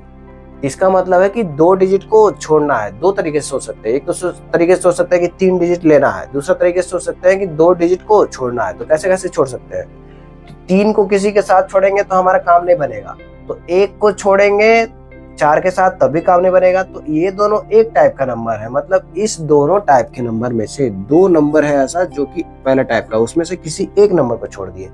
उसी तरीके से 2 और 5 जो हमारा है, 2 और 5 जो है दूसरे टाइप का नंबर है। साथ साथ में इस टाइप के नंबर में से भी कोई एक का नंबर को छोड़ दिए। जैसे कि देखिए 1 इसमें से लिए और इसमें से 2, तो दोनों को जोड़ कितना गया, 3। अब 15 में से 3 चल जाएगा तो कितना आ जाएगा, 12, जो कि 3 से कट रहा है। तो बाकी जो तीनों नंबर आएगा वो 3 से कटेगा। अगर 1 को हम 5 के साथ छोड़ दिए तो दोनों को मिला के कितना हो जा रहा है, 6। बाकी तीनों नंबर जो रहेगा, तीनों डिजिट जो रहेगा उसको जोड़ के 3 से डिविजिबल आएगा, तो 3 से कट जाएगा। तो यह है कि इधर से दोनों डिजिट में से कोई एक ले लिए और इधर से दोनों डिजिट में से कोई एक ले लिए, तो बाकी जो नंबर बचेगा वो 3 से कटेगा। तो अब हमारे पास डिजिट आ चुका है कि जिसको छोड़ना था, मतलब 5 डिजिट में से 2 को छोड़ चुके हैं, मतलब 3 को ले चुके हैं। अब तीनों डिजिट को क्या कर देना है, इसमें तीनों डिजिट में कोई रिपीट तो हो नहीं रहा है, तो बस क्या कर देना है, अरेंज कर देना है। तो इस तरीके से हम लोग ये बना सकते हैं कि 3 डिजिट का नंबर बनाना है। तो हम लोग ये देखें कि 3 डिजिट का नंबर बनाना हो, अगर 3 ही और 5 डिजिट टोटल अवेलेबल था तो किस तरीके से बना लिए। अब इसमें कई बार ऐसा भी पूछता है कि इवन नंबर कितना बना सकते हैं, ऑड नंबर कितना बना सकते हैं, 4 से डिविजिबल नंबर कितना बना सकते हैं। तो इस टाइप का जब क्वेश्चन आएगा तो हमको फिक्स करना होगा कि कौन से डिजिट पे कौन आएगा। जैसे मान लीजिए कि अगर बोल रहा है कि डी नंबर कि इवन नंबर कितना बना सकते हैं, 5 डिजिट का, ऐसा क्वेश्चन है, 5 डिजिट का नंबर बनाना है और कैसा नंबर होना चाहिए, इवन नंबर होना चाहिए। कैसा होना चाहिए, इवन नंबर होना चाहिए, इवन नंबर होना चाहिए। अब बताइए कि इवन नंबर कितना बना सकते हैं, इवन नंबर कितना बना सकते हैं। तो इवन नंबर का क्या खासियत है, इवन नंबर का खासियत क्या है कि सबसे जो इधर होगा यहाँ पे कौन कौन आ सकता है। तो यहाँ पे पोजीशन फिक्स हो गया कि यहाँ पे 1 नहीं आ सकता है, यहाँ पे 2 आ सकता है, यहाँ पे 3 नहीं आ सकता है, यहाँ पे कौन आ सकता है, 4, यहाँ पे 5 नहीं आ सकता है। और हमारे पास जो डिजिट अवेलेबल है 5 तक ही है। अगर 6 होता तो 6 भी आ सकता था, 8 अगर होता तो 8 भी आ सकता था, और अगर 0 होते तो 0 भी आ सकता था, लेकिन हमारे पास बस 5 तक है। तो यहाँ कौन कौन आ सकते हैं, तो यहाँ हमारे पास कितना चॉइस है, यहाँ मात्र हमारे पास 2 चॉइस है। क्या क्या चॉइस है, 2 चॉइस, कि 2 और 4 में से कोई भी एक आ सकता है। तो जब हमको इवन नंबर बनाना है तो हम देख रहे हैं कि इवन नंबर में इस जगह पे कौन आ सकता है, 1 से लेके 5 तक अवेलेबल है। तो हमारे या तो 2 आ सकता है या तो 4 आ सकता है। तो यहाँ पे कितने लोग को आने का चॉइस है, तो 2 लोग का आने का चॉइस है। तो यहाँ पे कितना चॉइस है, 2 तरह का चॉइस है। अब मान लीजिए यहाँ पे 2 और 4 में से कोई आ गया। अब यहाँ पे तो कोई भी आ जाएगा तो चलेगा, यहाँ पे भी कोई भी आ जाएगा तो चलेगा। अब यहाँ पे देखिए, अब यहाँ पे 2 और 4 में से कोई एक चला गया तो बचा कितना, बस उसमें से कोई एक ही बचा और बाकी 3 जो डिजिट थे वो बचे। तो यहाँ पे ये कहानी है कि यहाँ पे 2 और 4 में से कोई एक आ गया, तो 2 और 4 में से अब इधर जो आ गया है वो दोबारा तो आएगा नहीं। लेकिन अब हमारे पास कितने चॉइस है, 4 जो बच गए हैं डिजिट, उसमें से कोई भी आ सकता है। तो यहाँ पे 4 चॉइस अब बचा कि कोई भी आ सकता है, फिर यहाँ पे 3 चॉइस बचा, फिर यहाँ पे 2 चॉइस बचा और फिर यहाँ पे 1 चॉइस बचा। तो इस तरीके से भी गुना करके आंसर ला सकते हैं। जैसे कितना आ गया, 1 गुने 2 गुने 3 गुने 4 तो होता 24 गुने 2 और कितना आ गया पूरा 48। 48 इवन नंबर बनेगा 5 डिजिट का। तो इस तरीके से इवन नंबर भी बना सकते हैं। 0 आएगा उस केस को भी हम हैंडल कर सकते हैं। तो इवन नंबर कितना बनेगा, ऑड नंबर कितना बनेगा, 4 से डिविजिबल नंबर कितना बनेगा, 5 से डिविजिबल नंबर कितना बनेगा। 4 से डिविजिबिलिटी का क्या रूल है, 4 से डिविजिबिलिटी का रूल है कि जो ये दोनों प्लेस पे है वो दोनों प्लेस पे जो नंबर होता है वो 4 से डिविजिबल है। जैसे कि यहाँ पे अगर 12 आ गया तो डिविजिबल होगा, यहाँ पे अगर 24 आ गया तो डिविजिबल होगा, अगर यहाँ पे 22 आ गया दोनों डिजिट मिला के, तो दोनों डिजिट मिला के अगर 2 है तो 22 हो गया। इसका मतलब है कि डिविजिबल नहीं है। तो 4 का डिविजिबिलिटी का रूल जब आएगा क्वेश्चन तो ये दोनों डिजिट को ध्यान रखेंगे। 8 का डिविजिबिलिटी का रूल आएगा तो ये तीनों डिजिट को ध्यान रखेंगे। 3 का देख ही लिए हम लोग। 5 का आएगा तो बस यहाँ पे देखने की जरूरत है कि 5 और 0 आ सकता है और कोई नहीं आ सकता है। तो इस तरीके से हम डिविजिबिलिटी वाला क्वेश्चन भी बना सकते हैं। तो जैसे जैसे डिजिट के बारे में फिक्स करेगा कि यहाँ पे यही आ सकता है तो उस तरीके से हम लोग सोचेंगे तो क्वेश्चन बन जाएगा। तो डिजिट का क्वेश्चन अगर आया तो सीधे सीधे कितना नंबर ले लेना है, 4 नंबर ले लेना है। तो जब हमको डिजिट का यूज करके नंबर बनाना होता है तो एक ऐसा तरीका भी है जिससे हम सिंपल तरीके से भी नंबर बना सकते हैं, लेकिन उसमें ज्यादा वेरिएशन अगर नहीं बोलेगा तभी होगा। हमारे पास मान लीजिए डिजिट दिया हुआ है, डिजिट क्या क्या है 0 से लेके 9 तक। हमको अलग अलग क्वेश्चन में अलग अलग तरह का डिजिट हो सकता है। बहुत बार डिजिट रिपीट भी कराता है, बहुत बार डिजिट रिपीट नहीं कराता है। तो मान लीजिए कि अभी हमारे पास जो डिजिट है वो 0 से लेके 9 तक है। हमको अगर सिंपल पूछे कि डिजिट रिपीट नहीं करा रहा है, तुम 5 डिजिट का कितना नंबर बना सकते हो, तो पूछ रहा है क्या कि 5 डिजिट का कितना नंबर बना सकते हैं, 5 डिजिट का कितना नंबर बना सकते हैं, 5 डिजिट का कितना नंबर बना सकते हैं, जबकि कितना नंबर बना सकते हैं, बना सकते हैं अगर डिजिट रिपीट ना हो। कोई भी डिजिट रिपीट, तो डिजिट रिपीट नहीं होना चाहिए। क्या बोल रहा है, डिजिट रिपीट नहीं होना चाहिए, डिजिट रिपीट ना हो। तो कोई भी डिजिट रिपीट ना हो तो हम क्या करेंगे कि 5 डिजिट का नंबर बनाना है तो 5 डिजिट लेना है हमको। अब बताइए कि यहाँ पे कौन कौन सा डिजिट आ सकता है। तो यहाँ पे कौन कौन सा डिजिट आ सकता है तो बोलेंगे, तो अगर हमारे पास 0 डिजिट अवेलेबल है लेकिन 0 को यहाँ पे अगर रख देते हैं तो 4 डिजिट का नंबर बन जाता है। इसका मतलब है कि अगर हमको 5 डिजिट का नंबर बनाना है तो 0 तो यहाँ पे नहीं आ सकता है। तो अब बताइए कि यहाँ पे कितने डिजिट आ सकते हैं, कौन कौन आ सकते हैं, कितना तरह का चॉइस हमारे पास है। तो हमारे पास चॉइस है, ये भी आ सकता है, ये भी आ सकता है, ये भी आ सकता है, यहाँ से लेके यहाँ तक आ सकता है, मतलब 9 तरह का चॉइस है। तो जब भी चॉइस होता है तो जोड़ते हैं, मतलब 9 को जोड़ दिए तो एक एक को 9 बार जोड़े तो 9 आ गया। मतलब यहाँ पे आने के लिए हमारे पास कितना चॉइस है, 9। तो यहाँ पे 9 तरीके से आ सकता है। अब बताइए यहाँ पे कितने तरीके से आ सकता है। तो कोई भी 1 से लेके 9 जो डिजिट है वो एक कोई ना कोई एक आ गया है, तो अब दोबारा तो आएगा नहीं, क्योंकि कोई भी डिजिट रिपीट ना हो ऐसा बोला है। लेकिन हमारा जो 0 है वो यहाँ पे तो नहीं आ पाया था, क्योंकि 0 के यहाँ आने से 5 डिजिट का नंबर बनता नहीं। तो अब 0 आने के लिए अवेलेबल है। अब यह है कि इधर 9 में से कोई 8 आ सकता है और 0 भी आ सकता है, मतलब यहाँ पे भी कितने चॉइस हमारे पास हो गए, 9 चॉइस हो गए।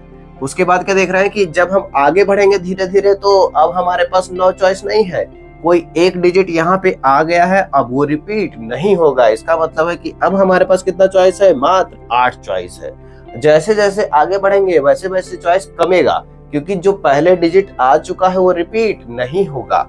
तो यहाँ पे अब कितना चॉइस बचेगा, 7 चॉइस। अब आगे कितना बचेगा, 6 चॉइस। तो इस तरीके से भी हम आंसर ला सकते हैं कि अगर हमको 5 डिजिट का नंबर बनाना होता और डिजिट रिपीट ना होता तो सीधे सीधे सबसे पहले जगह पे 1 से लेके 9 तक हमारे पास चॉइस था कि कोई भी रख सकते हैं। दूसरे जगह पे क्या हुआ कि 0 भी अब अवेलेबल हो गया, 0 भी आ सकता है, लेकिन 1 से लेके 9 तक में कोई एक आ चुका है, वो दोबारा तो आएगा नहीं। मतलब अब हमारे पास इधर 8 कोई है और उधर एक 0 हो गया, तो 9 चॉइस फिर से है। अब 9 में से कोई एक आ गया तो अब 8 ही चॉइस बचा, फिर 8 में से कोई एक आ गया तो अब 7 ही चॉइस बचा, फिर 6 चॉइस बचा। तो इस तरीके से भी नंबर बना सकते हैं। तो इसका आंसर क्या हो जाएगा फाइनल, 9 गुने, तो 9 का स्क्वायर हो गया, 9 गुने 9 गुने 8 गुने 7 गुने 6। तो ये गुना करके जो भी आएगा वही हमारा आंसर हो जाएगा। तो इस तरीके से भी नंबर बना सकते हैं। अब मान लीजिए कि इसमें जब डिजिट रिपीट होगा, कि 5 डिजिट का नंबर बनाना है और अगर डिजिट रिपीट होगा तो क्या होगा, कितना नंबर बनेगा, बना सकते हैं। अगर डिजिट रिपीट होगा तो डिजिट रिपीट होगा, इसमें डिजिट रिपीट हो सकता है अगर ऐसा बोल दिया। मतलब ये है कि एक को हम कितना बार भी यूज कर सकते हैं। जैसे 5 डिजिट का नंबर बनाना है तो हो सकता है कि सारे जगह पे क्या आ जाए, एक ही आ जाए, सारे जगह पे 2 ही आ जाए, सारे जगह पे 3 ही आ जाए। या तो ऐसा भी हो सकता है कि एक 4 जगह पे आया, एक 3 ही जगह पे आया, दो जगह पे आया, 2 3 जगह पे आया, मतलब कोई भी डिजिट कितना बार भी आ सकता है। तो जब इस टाइप का क्वेश्चन होगा तो कैसे करेंगे, तो देखिए फिर से वही देखें कि यहाँ पे कितना चॉइस है। तो सबसे पहले जगह पे फिर से 0 तो नहीं आ सकता है, लेकिन 1 से लेके 9 तक हमारे पास जो डिजिट दिया रहेगा, तो अभी दिया हुआ है पूरा डिजिट, तो 1 से लेके 9 तक जो डिजिट है उसमें से कोई भी आ सकता है। तो यहाँ पे मान लीजिए कि फिर से हमारे पास कितना चॉइस हो गया, 9 चॉइस।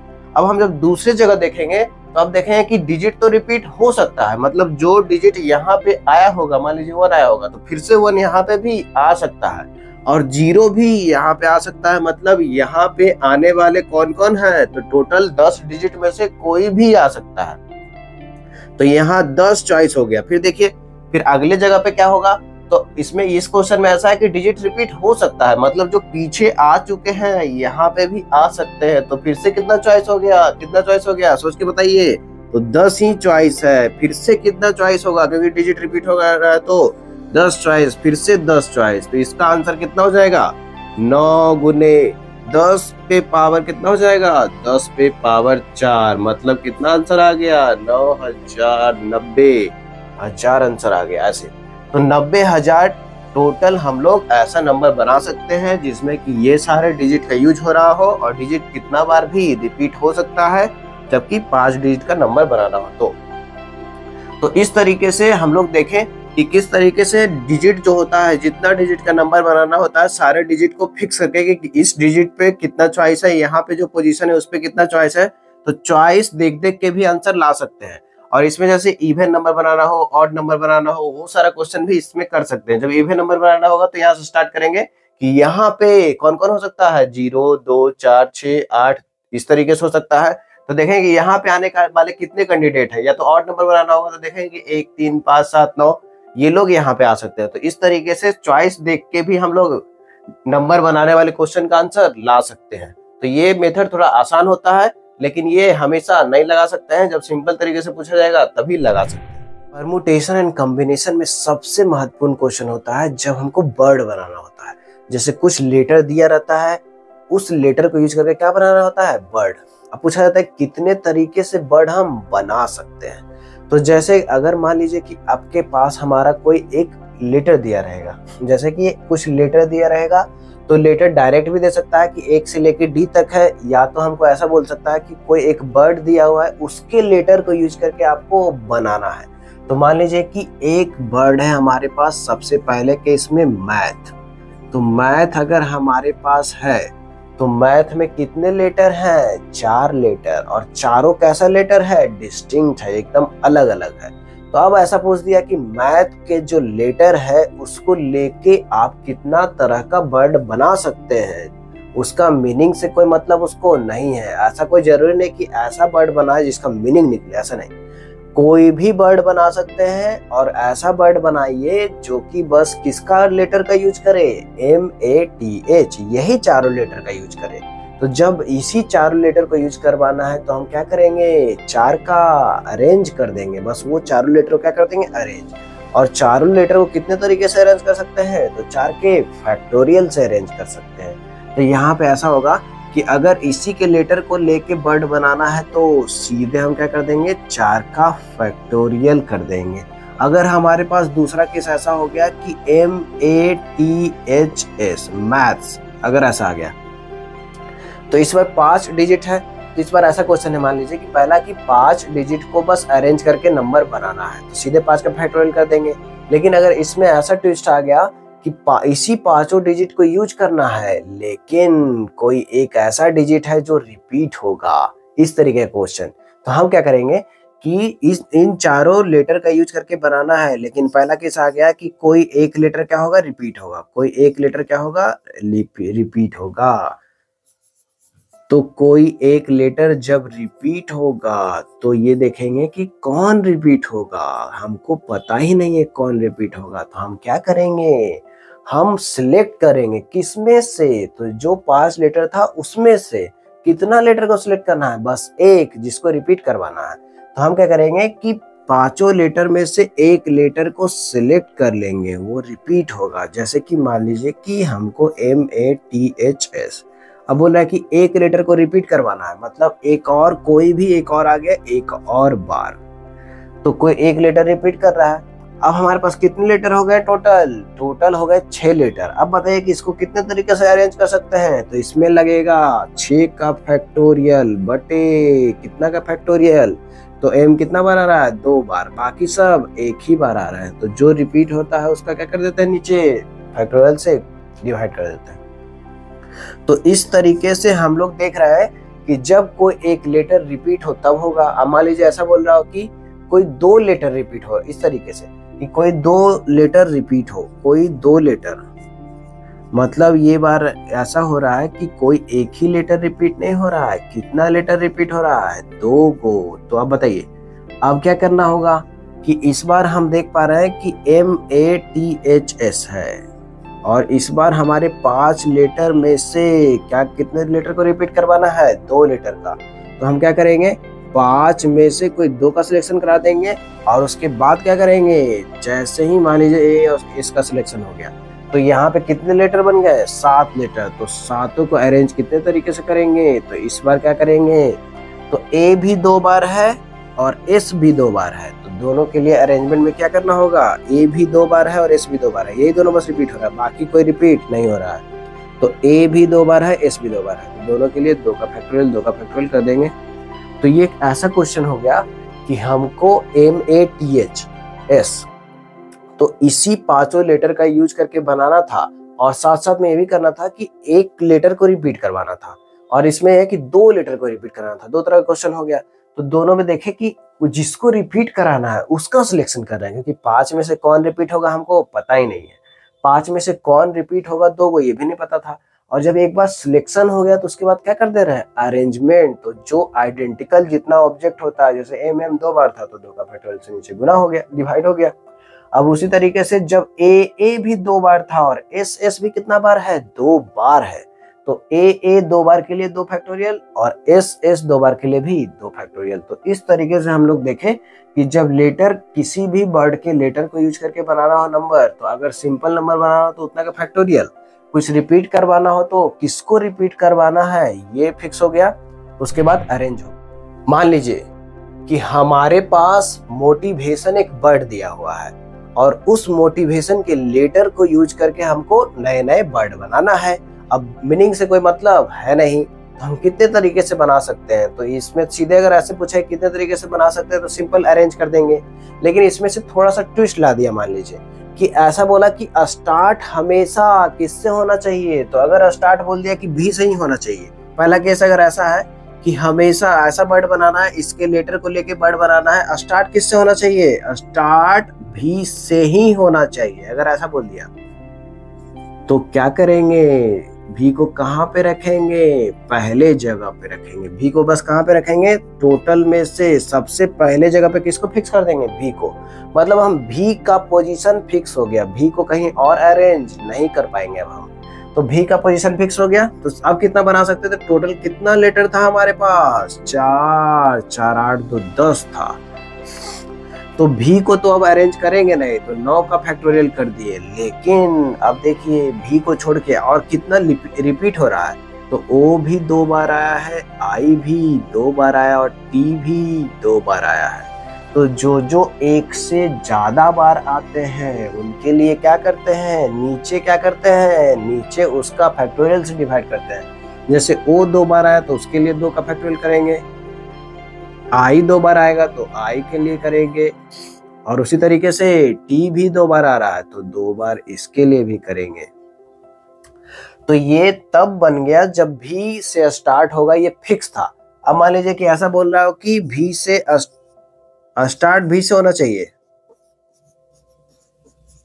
एंड खत्म कहां से होना चाहिए, खत्म ओ से होना चाहिए। ऐसा क्वेश्चन आ गया। थोड़ा सा इसमें ट्विस्ट है। ट्विस्ट इसलिए है क्योंकि ओ कितना बार आया है, 2 बार। तो इस बार कैसे नंबर बनाएंगे कि दोनों का पोजीशन शुरू में फिक्स हो गया। देखिए ऐसे टोटल कितना लेटर था, 10 लेटर था, तो टोटल 10 है, तो 1 2 3 4 5 6 7 8 9 10 मान लीजिए ऐसे हो गया। अब इस बार सिर्फ स्टार्टिंग से हमको मतलब नहीं है, किससे मतलब है, लास्ट से भी मतलब है। क्योंकि हमको क्या बोल रहा है कि स्टार्ट भी से हो एंड खत्म ओ से होना चाहिए। तो शुरू में भी फिक्स कर दिए और लास्ट में किसको फिक्स कर दिए, ओ को फिक्स कर दिए। लेकिन हम क्या देख रहे हैं कि हमारे पास ओ 2 था, तो एक ओ तो बच गया है जो कहीं इधर आएगा, और यहाँ पे बाकी जो बचे हुए हैं एम टी भी तो चला गया है, तो आई 2 बार है, ए भी बचा हुआ है, और कौन बचा हुआ है, ओ तो एक बार इधर चला गया, एक बार इधर चला गया, तो एन बचा हुआ है, और कौन बचा हुआ है, तो एम हो गया, ओ हो गया, टी हो गया, आई हो गया, बी हो गया, ए हो गया, फिर टी 2 बार है तो एक और टी बचा हुआ है। अब देखिए ये दोनों का पोजीशन फिक्स हो गया, मतलब अब इसको दोनों को हम कुछ भी अरेंजमेंट नहीं करेंगे। लेकिन यहाँ पे जो 8 लेटर बीच में है उसको हम अरेंज कर सकते हैं। तो कैसे करेंगे इसको अरेंज, अब इसको अगर अरेंज करना है आपको तो क्या करना होगा, तो इसमें देखिए कौन कौन 2 बार आया है, तो टी तो 2 बार आया है और आई भी 2 बार आया है। बाकी जो है वो सिंगल आए हैं। वो भले ही यहाँ पे दिख रहा और यहाँ पे दिख रहा हो, लेकिन दोनों अलग अलग है। अलग अलग कैसे है, क्योंकि ओ यहाँ पे बोला था कि ओ के साथ खत्म होना चाहिए, तो ये वाला ओ वो वाला ओ है जिसका पोजीशन फिक्स हो चुका है, और ये ओ वो वाला ओ है जो आपस में कहीं भी जा सकता है। तो इसीलिए हम लोग सिर्फ अंदर वाले को अरेंज करेंगे। इस बार बाहर वाले का पोजीशन फिक्स है तो उसको कुछ करेंगे नहीं। अब सीधे अरेंज कर देंगे। तो कितने तरीके से अरेंज कर सकते हैं, तो बीच में 8 लेटर है तो 8 का फैक्टोरियल लगा दिए नीचे। अब देखिए ओ एक बार ही आया है, उधर वाले को छोड़ दो। एम भी एक बार आया है, टी कितना बार आ गया है, 2 बार, तो 2 का फैक्टोरियल से भागा दे दिए। अब क्या करेंगे, इनटू, और आई कितना बार आएगा, आई भी 2 बार आएगा, तो आई के लिए भी 2 का फैक्टोरियल से भागा दे दिए। ए एक बार आ रहा है, एन भी एक बार आ रहा है, तो ये दोनों के लिए कुछ करने की जरूरत नहीं है। तो हम लोग देख लिए कि मोटिवेशन एक वर्ड था जिसके लेटर को यूज करके हमको बनाना था वर्ड। अब इसमें है कि पहले वाले में ये था कि शुरू में कौन रहेगा ये फिक्स था, और दूसरे वाले क्वेश्चन में है कि शुरू में कौन रहेगा ये भी फिक्स हो गया, लास्ट में कौन रहेगा ये भी फिक्स हो गया। तो इस तरीके से जब पूछा जाएगा कि कहाँ पे किसका पोजीशन फिक्स है, तो उस तरह का क्वेश्चन भी आप बना सकते हैं। और यहाँ पे बर्ड बनाने वाला क्वेश्चन भी आप हैंडल कर सकते हैं।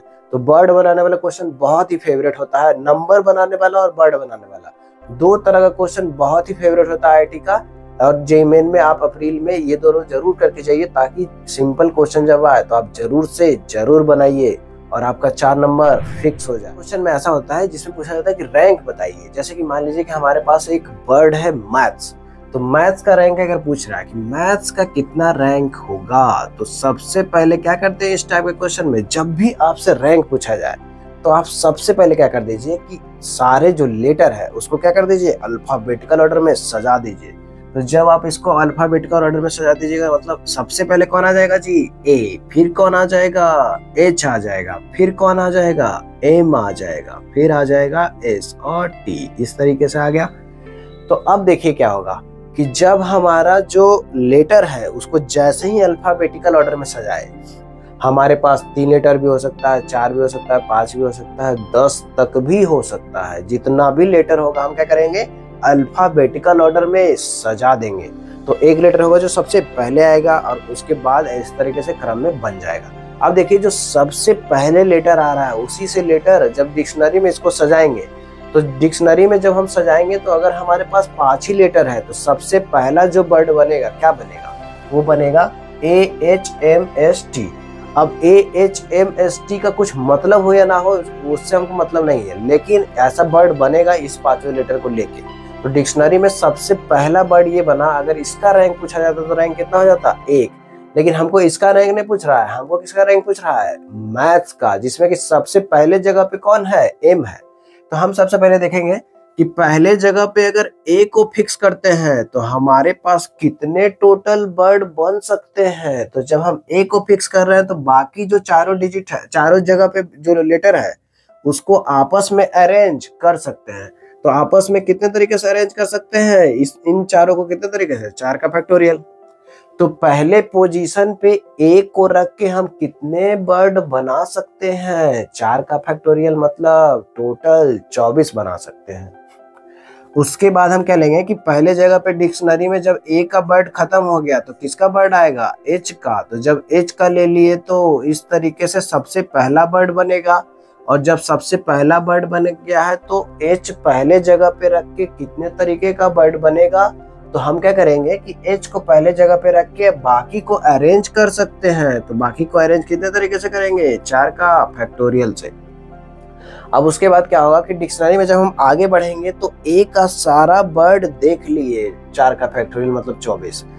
एच का भी सारा वर्ड देख लिए। अब वर्ड किससे स्टार्ट होगा, जिसका हमको था इंतजार, एम से। तो एम से जब वर्ड स्टार्ट होगा तो हमको सबसे पहला वर्ड क्या बनेगा, MAHST, सबसे पहला वर्ड ये बनेगा। तो अब इसका पोजीशन फिक्स हो गया, इसका पोजीशन क्या हो गया, फिक्स। अब पहला लेटर हमको जो चाहिए था वो मिल गया है। तो एम को पहले जगह पे रख के सारा वर्ड बनाने की जरूरत नहीं है। हम बस देखेंगे कि अगर इसका पोजीशन फिक्स हो गया है तो दूसरे जगह पे क्या चाहिए, तो यहाँ पे ए चाहिए, और ए भी फिक्स हो गया है। तो ए भी फिक्स हो गया मतलब बहुत अच्छा बात है कि एक साथ ही पहले जगह का पोजीशन भी फिक्स हो गया, दूसरे जगह पोजीशन भी फिक्स हो गया। लेकिन हम देख रहे हैं कि तीसरे जगह का पोजीशन अभी फिक्स नहीं हुआ है। तो बताइए यहाँ पे एम और ए, यहाँ पे एच रख के कितना वर्ड बना सकते हैं, एच रख के कितना वर्ड बना सकते हैं टोटल। यहाँ पे एच रख के आगे जो दोनों है उनको आपस में चेंज कर सकते हैं। तो ये दोनों को चेंज करेंगे तो कितना वर्ड बन सकता है, 2 का फैक्टोरियल का वर्ड बन सकता है। यहाँ पे एच के बाद कौन आएगा, यहाँ पे एच के बाद आएगा एस। तो चलिए एच को लाइए, MAH यहाँ पे फिक्स नहीं हुआ है, तो यहाँ पे किसको लेके आ जाते हैं, एस को लाते हैं। तो एस को भी यहाँ पे रख के कितना वर्ड बना सकते हैं, 2 का फैक्टोरियल। लेकिन हमको यहाँ पे एस नहीं चाहिए, तीसरे जगह पे क्या चाहिए, हमको चाहिए टी। तो यहाँ पे अब टी आ गया, तो इसका पोजीशन भी फिक्स हो गया। अब बाकी यहाँ पे टी रख के कितना बना सकते हैं, एच और एस। तो एक ऐसा वर्ड बन सकता, जब हमको यहाँ पे का पोजीशन तो पहले ही फिक्स हो गया था। जैसे ही यहाँ पे पोजीशन एच एस के बाद टी आया, तो जैसे ही टी आया तो उसके बाद एच और एस अपने आप फिक्स हो गया, तो पूरा मैच कर रहा है। इसके बाद हमको क्या कर देना, बस एक जोड़ देना है। तो फाइनल रैंक कैसे निकलेगा, तो सारे को जोड़ना होगा। जैसे कि 4 का फैक्टोरियल तो 24 होता है, और ये भी 24 होता है। 2 का फैक्टोरियल कितना होता है जी, 2। 2 का फैक्टोरियल 2, और ये एक ए है। तो देखिए कितना आएगा, 24 प्लस 24 प्लस 2 प्लस 2 प्लस 1, कितना हो गया, 48, 4, 52, 1, 53। तो किसका रैंक आ गया, मैथ्स का रैंक आ गया। तो कोई भी वर्ड का हम रैंक निकाल सकते हैं। सबसे पहले क्या करना होता है, सारे लेटर को अल्फाबेटिकल ऑर्डर में सजाना होता है। तो एक बार जैसे ही अल्फाबेटिकल ऑर्डर में वो सज गया, तो फिर क्या करते हैं, जैसे ही अल्फाबेटिकल में सज गया तो सबसे पहले लेटर को पकड़ते हैं, और सारे अलग उसके जो आगे आने वाले लेटर है उसको लेके हम जितना भी वर्ड बना सकते हैं उतना बनाते हैं। जैसे कि यहाँ पे देखिए, यहाँ पे ए को रख के हम कितना वर्ड बना सकते थे, 4 का फैक्टोरियल। एच को रख के कितना वर्ड बना सकते थे, 4 का फैक्टोरियल। क्योंकि हमको पहले जगह पे ए और एच नहीं चाहिए, कौन चाहिए, एम चाहिए। तो हम इंतजार कर रहे थे कि एम कब आएगा, तो एम आ चुका है। अब एम जब पहले जगह पे आ गया है तो दूसरे जगह पे अल्फाबेटिकल ऑर्डर में लिख देंगे कि ए एच एस टी। अब हम देखें कि हमको दूसरे जगह पे भी ए ही चाहिए, मतलब ए को रख के पूरा वर्ड बनाने का जरूरत नहीं है।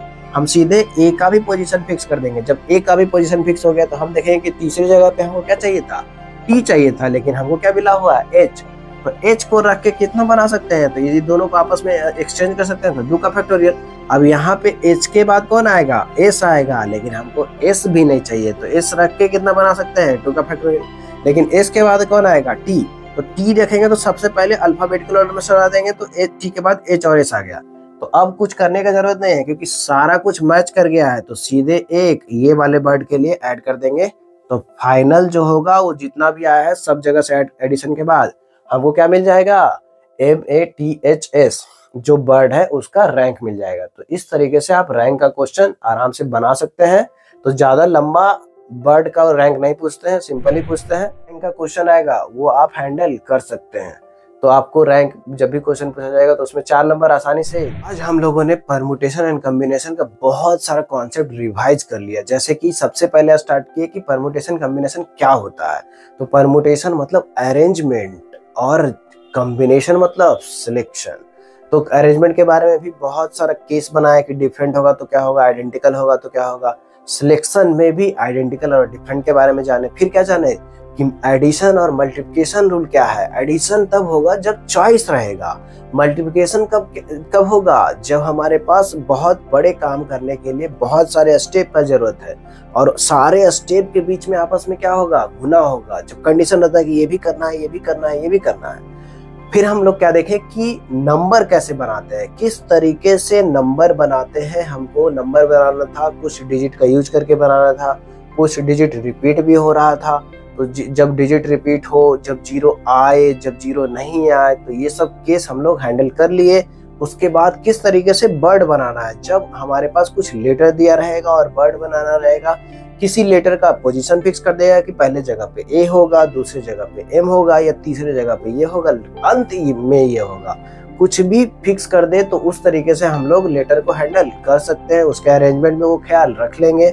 और अगर ऐसा क्वेश्चन आ जाए कि रैंक निकालने वाला क्वेश्चन, तो रैंक निकालने वाला क्वेश्चन भी अब हैंडल कर सकते हैं।